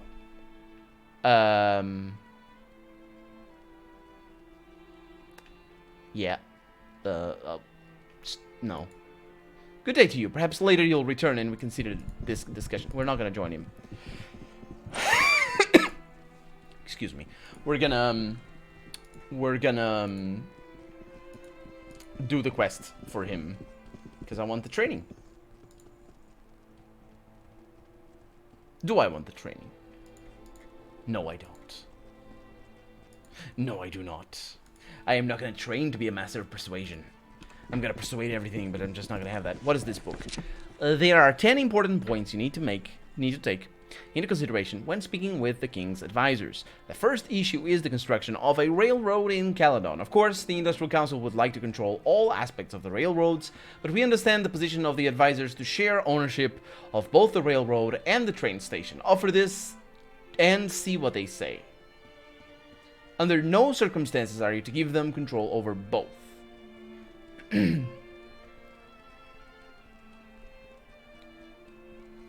We understand the position of the advisors to share ownership of both the railroad and the train station. Okay, sounds good. The second issue involves... That's 10 issues. That's kind of crazy. Second issue involves the use of magic within Caledon. As you know, Tarrant is very forward-thinking and technological... is a very forward-thinking and technological city. Wherever possible, we've controlled magic and where it is practiced. Although Caledon is a modern city, there are members of the council who still hold on to an antiquated belief in the old ways. Although they don't want magic users to have special privileges, they do want people to continue to have the freedom to practice magic. A moderate stance on this issue is recommended. One of the more delicate issues in the negotiation with the status of the Bates Steam Engine Company, or will be that. The advisors understand the importance of technology and are very excited about the possibility of the Bates Company opening a factory there. But they are also concerned about the domination by Bates of their own companies, and so are leery about giving Bates trade privileges. You should recommend that Bates be given limited trade concessions within Caledon, but not unlimited freedoms. On the other hand, they don't want anything in the agreement that would deter the Bates Company from it is very hard to read. The Bates Company from developing in Caledon, so be very careful about what the terms of this agreement are. The status of Caledonian military is a very important issue, both to us and to them. We, of course, would like a full dismantling of their military. Why would you want that? You're an idiot. Are you going to pay for their defense? Why would you do that? Are you going to put Tarantian soldiers defending their lands? This is crazy. But it would take a skilled negotiator, it depends on what's going to happen, to convince them of that. According to intelligence, the advisors would prefer that half of their military is sent to the unified battalions which is in line with standard unified membership practices. The advisors will be happy about this because they spend less on defense, but don't fully leave themselves vulnerable. They do not want to keep a full standing army and navy. Be careful when speaking of these issues, the success of the negotiations might hinge on it. The Unified Kingdom membership tax is usually a closed issue, but considering the strength and size of Caledon, we may want to bend the rules for them. Tarant, of course, would enjoy seeing Caledon pay an even heftier tax than anyone, but I think that moderation here will win the day. We've been told that Caledon would enjoy a reprieve from the tax for 5 years, and then a reduced rate afterwards, but this may be giving too much. Of course it is. Use your best judgment. If you need this issue to tip the scales in for your favor, then do so. If you need this issue to tip the scales, whatever. The issue of the discontinued use of Caledonian currency is pretty well worked out. Everyone will be happy if you propose that Caledon use her currency for another 5 years and then switch to the unified gold standard. Do you have gold standard? I suppose yes. If you actually don't have gold standard, you just have gold coins. It's a completely different thing. Well, it's not completely different, but it's still a different thing. If you feel things are going well, then maybe push for a lesser time, perhaps 2 or 3 years, or even an immediate switch if you feel they are responding to you. Do not allow them continued use after 5 years. Anything beyond this would be a serious blow to the economic stability of the Unified Kingdom. It's imperative that we standardize new members as soon as possible. The shipping routes that Caledon currently controls are of great importance to the Unified Kingdom. They are a great source of Caledon's trading power, and they generate a lot of wealth through the use of tolls and foreign ships.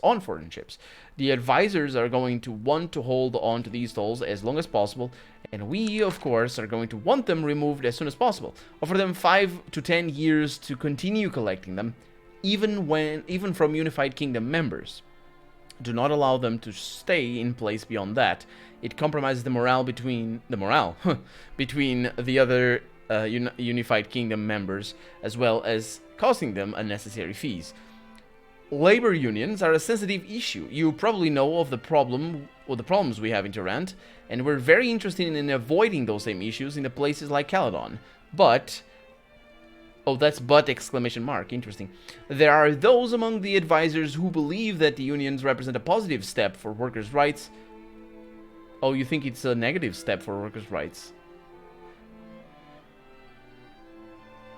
So tread carefully. I think they would be happy if labor unions were legal. Oh, they're not legal here at all. But had limited operating rights in the city halls. City malls. Walls? City malls. Only a truly skilled mediator would be able to convince them otherwise. Okay. The issue of a number of...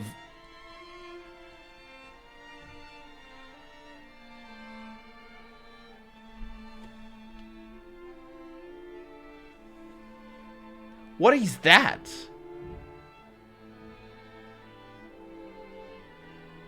I don't know what that word is. That font is terrible. Yeah, it's not good in the first place. The issue of the number of bots Caledon will have in the unified votes. That's votes. In the unified parliament should be academic. You should not, unless absolutely necessary, offer them anything but the standard initial 2 votes, followed by an increase to 3 votes after 5 years of membership.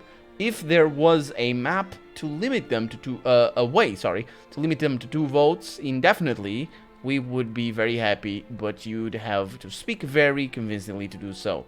The final issue concerns the Caledonian farmers. As you know, this is also these caps in an official document. It's an insult.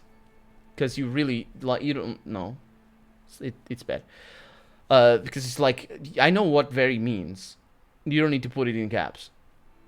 The final issue concerns the Caledonian farmers. As you might know, Tarant is very dependent on them for grain, and they have prospered greatly because of heavy export taxes. Caledon will want to keep... How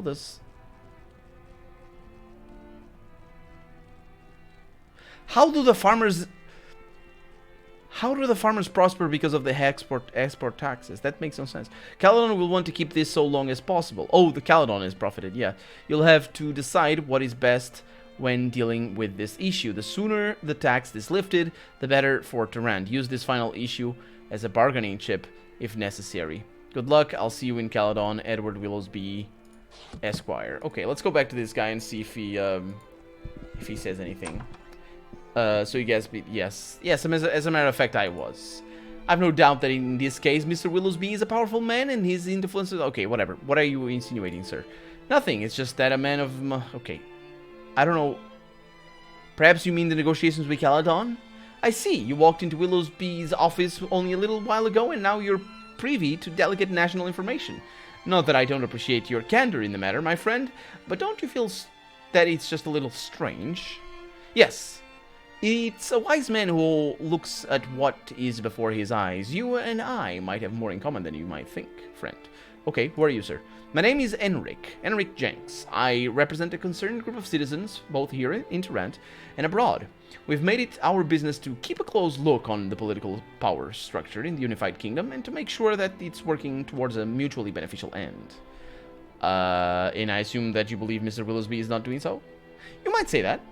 I know that he's currently involved in negotiations with Caledon and that he's very interested in making sure that they become members in the Unified Kingdom. I believe this interest supersedes any other concerns he might have, including the interests of his own constituents. I find this troubling. So you're saying that Caledon's membership is a bad idea? Let's look at the facts, sir. Tarant is with the Unified Kingdom, is the most powerful kingdom in all of Arcanum. We have natural resources, shipping, and railroads, as well as the most stable manufacturing framework of any city in the world. Much of our great wealth comes at the expense of cities like Caledon in the form of taxes and tariffs. Yes, this is why I thought that it is a bad idea for Tarant to have Caledon join. What are you saying? Mr. Willowsby and his cohorts on the council are in effect taking away a great source of Tarant's wealth and power by allowing a kingdom like Caledon to join the Unified Kingdom. Caledon is dependent on us for resources like lumber and technology. If they are allowed to join the Unified Kingdom, then we lose that advantage.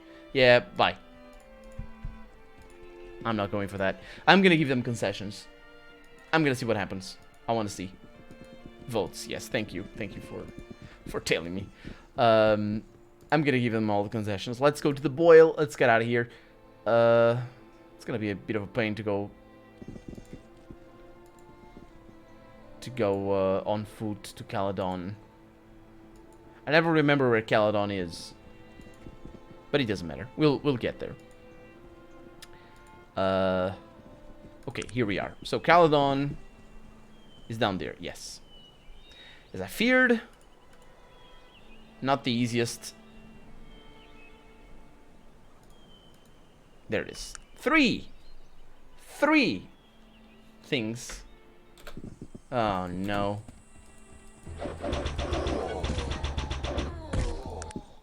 Off we go. It's gonna be very fast as long as it's real time. Absolutely uncontrollable. Absolutely uncontrollable.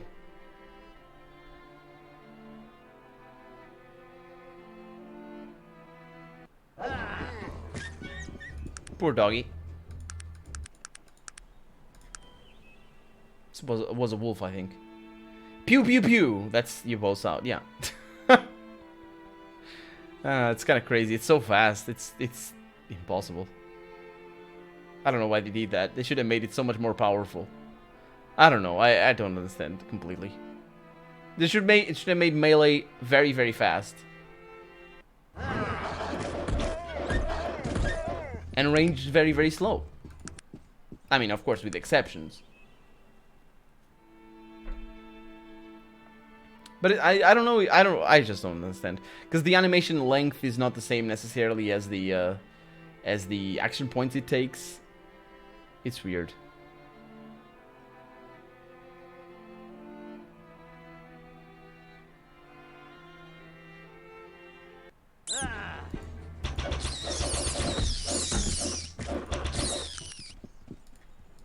going well.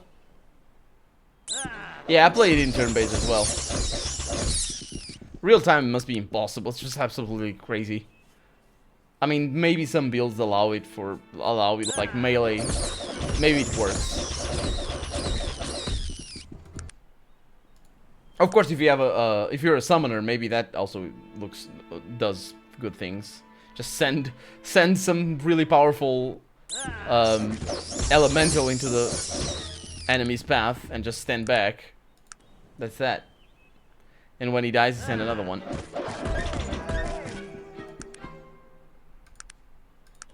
They're doing a very good job at killing all the things.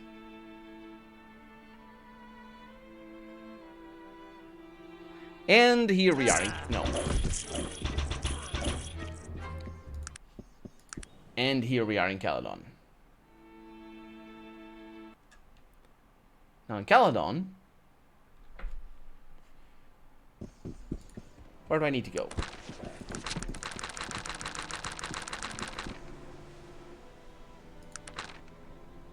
I need to go to the king. That's to the north.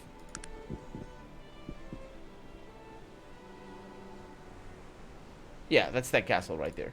Should have taken a boat. Can you summon demons and like in Arcanum? I don't know if you can summon demons. Let's see. There's always other spells that I don't have here. Maybe there are not actually. Let's see. Resists. There's a polymorph right there. Sucker beast. Create undead.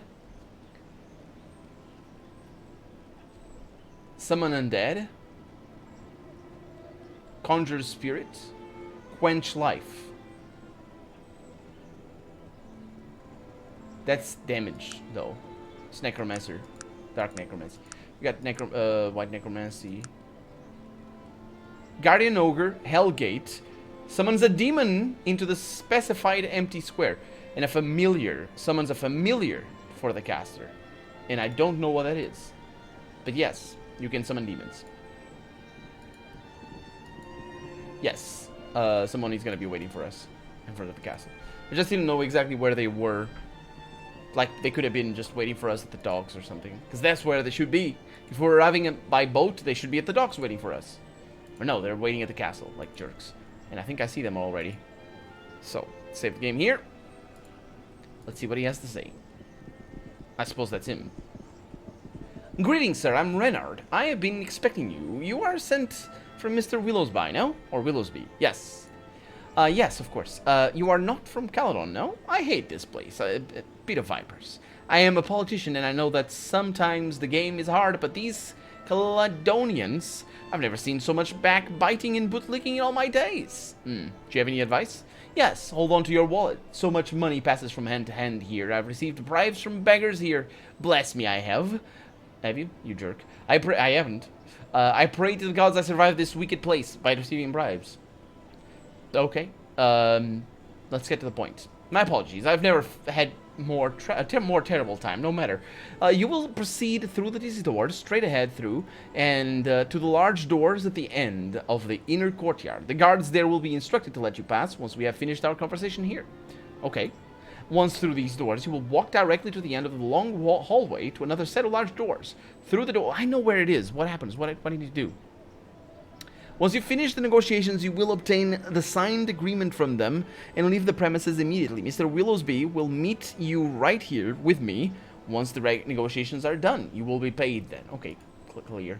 Sounds... some personal advice? You will no doubt be approached by not a few persons on your way to the advisor's chamber. These individuals will represent various interests here in Caledon and will attempt to sway your position on any number of points detailed in the dossier you've received. Okay. Do not speak with them, take no money from them, and for the love of gods, do not change your position on any points. No, Also, after an exclamation mark, you do need a capital. The very economic future of Arcanum hinges on the acceptance of Caledon into the unified kingdom. Do you understand? Yes. Good. I will send word to the guards to expect you. Good luck in negotiations. Yes, it's gonna be very good. Very, very good. Good deals in things. Hello, who needs to talk to me? Hi. Greetings, good sir. Can I ask you a few moments? Yes. Thank you very much. I understand your position you are in, and I won't be long at all. I'm representative from the Department of the Treasury here in Caledon.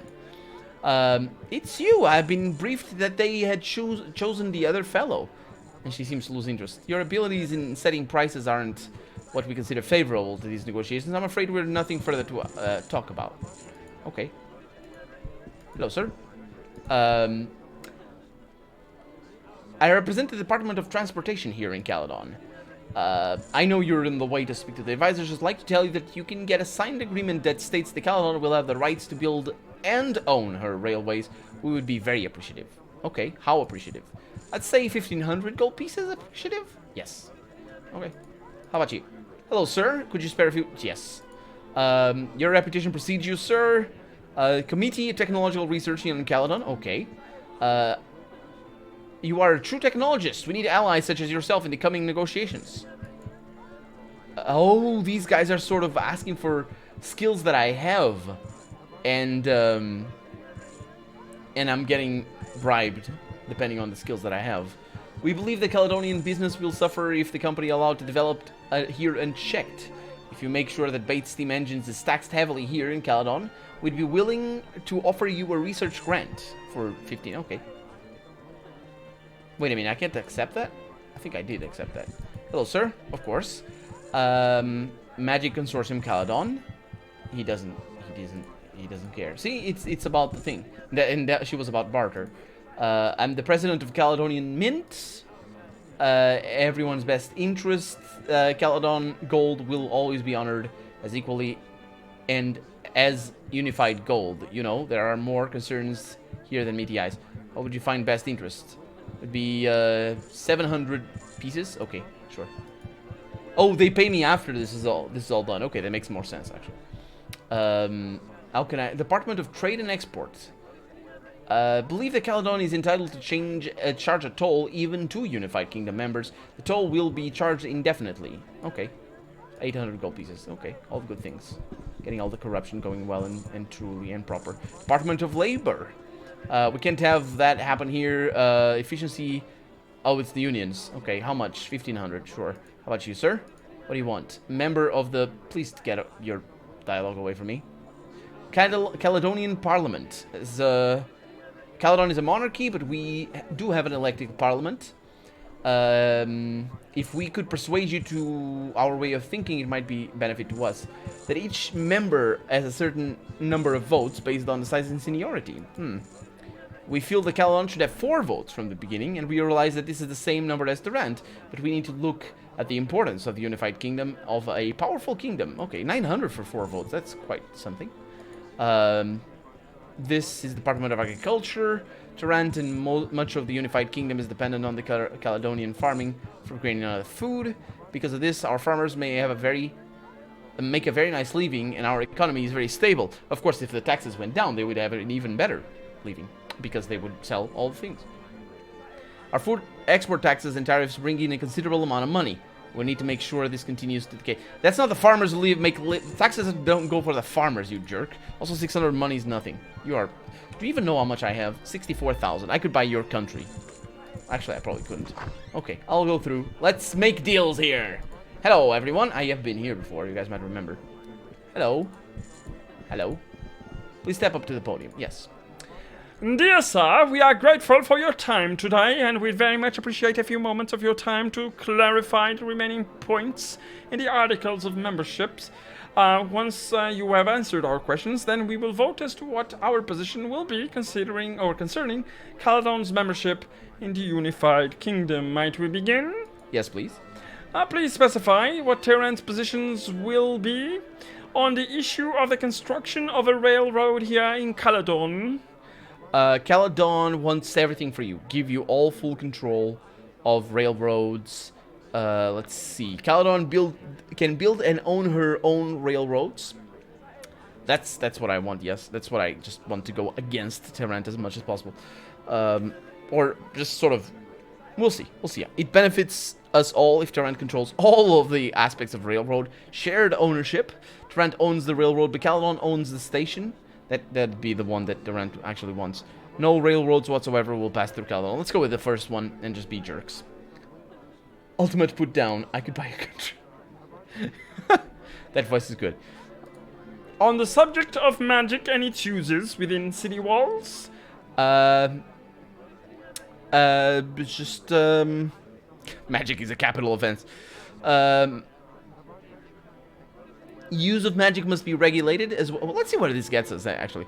As well as where it happens. Although it would be interesting for my character to just go with capital offense. and what of the technological trade issues, more specifically the economic and social status of Mr. Gilbert Bates?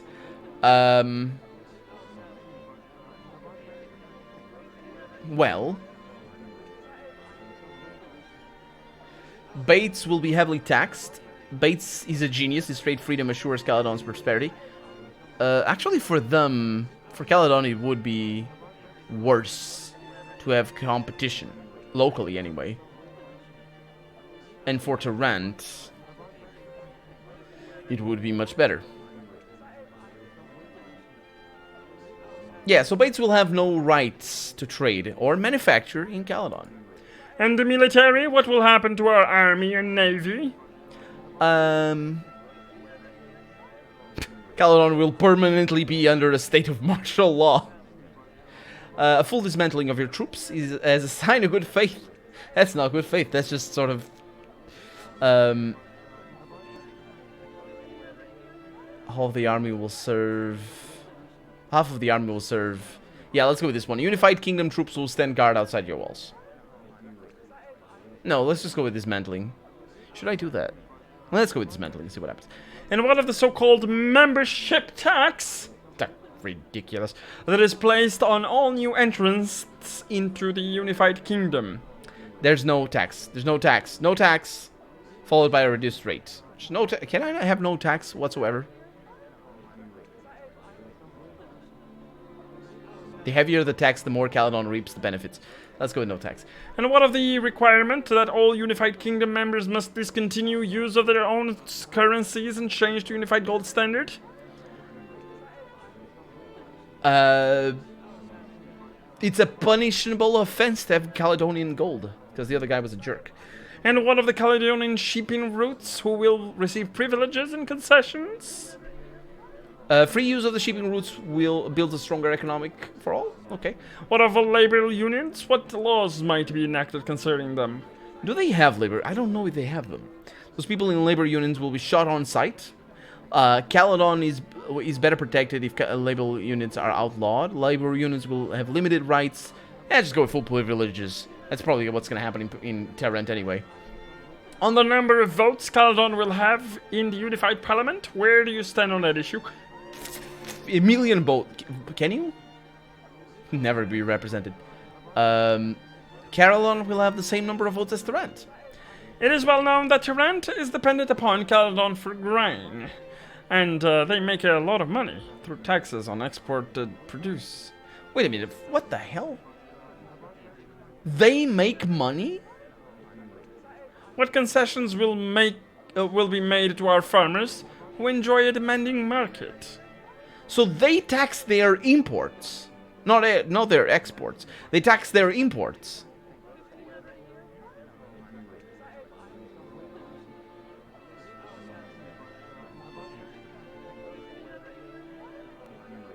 Even though they are dependent. That makes no sense. I don't understand that.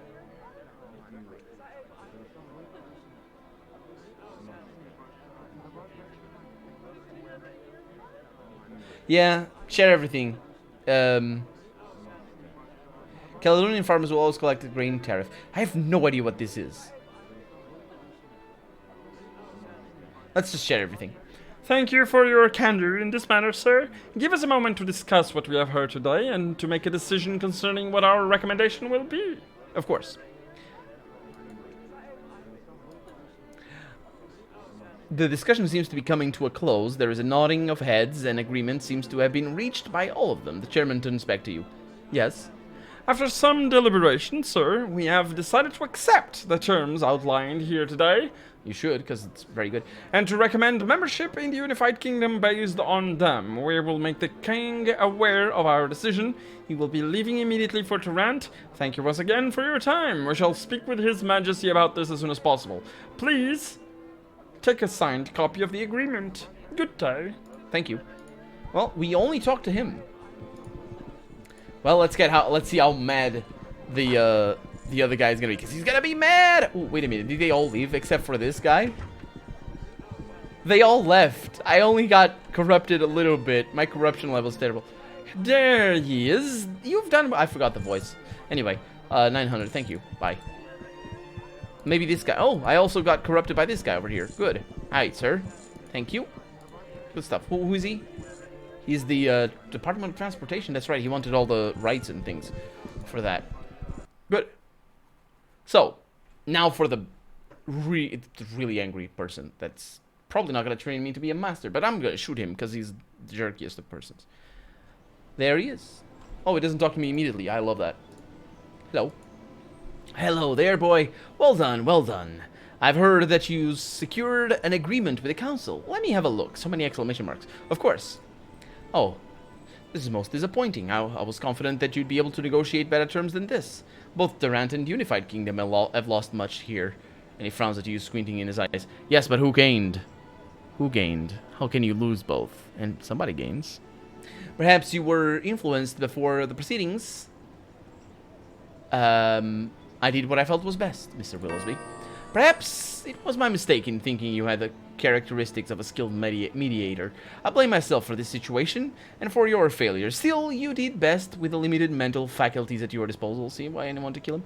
I can't, with good conscience, train you to be a master in persuasion, but I'll pay you 300 gold pieces for the trouble. No, I'd rather spill your blood than take such a measly offering. I can't believe you'd have me attack such a good-hearted person. Yes, Raven. This is indeed a very good-hearted person. Lorham, you're an idiot. Please don't punch me. I'm gonna Vendergot device your face. Can't do that.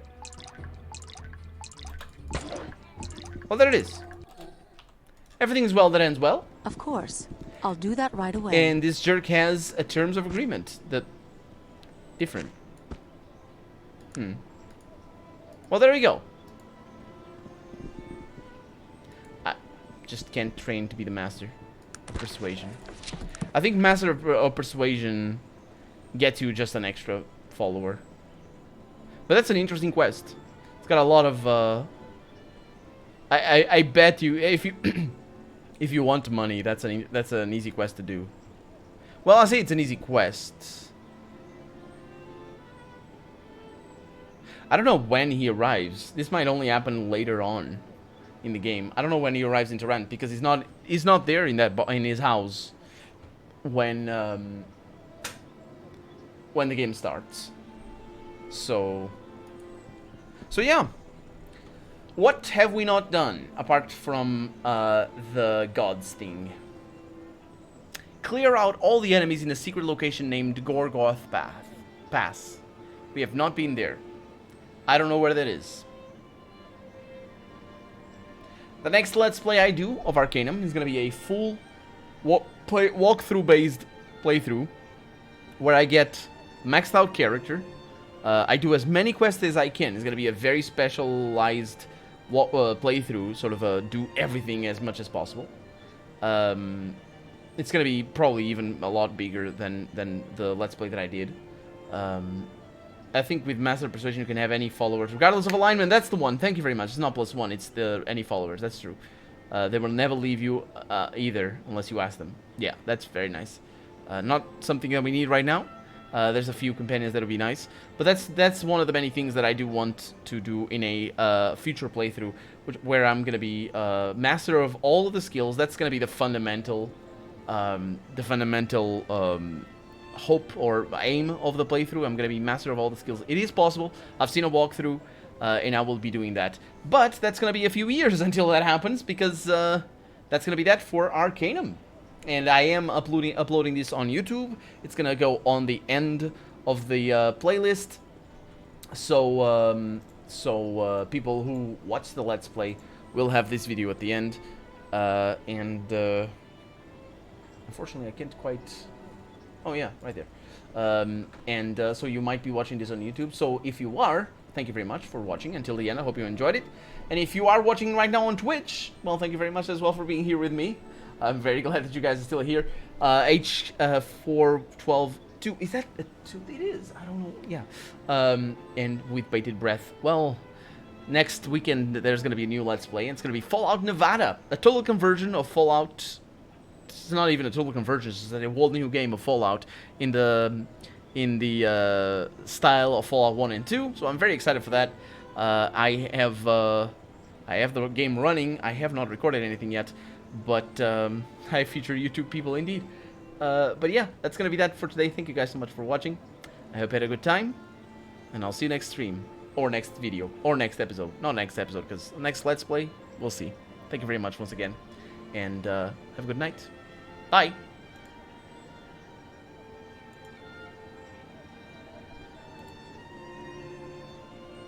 That's the end.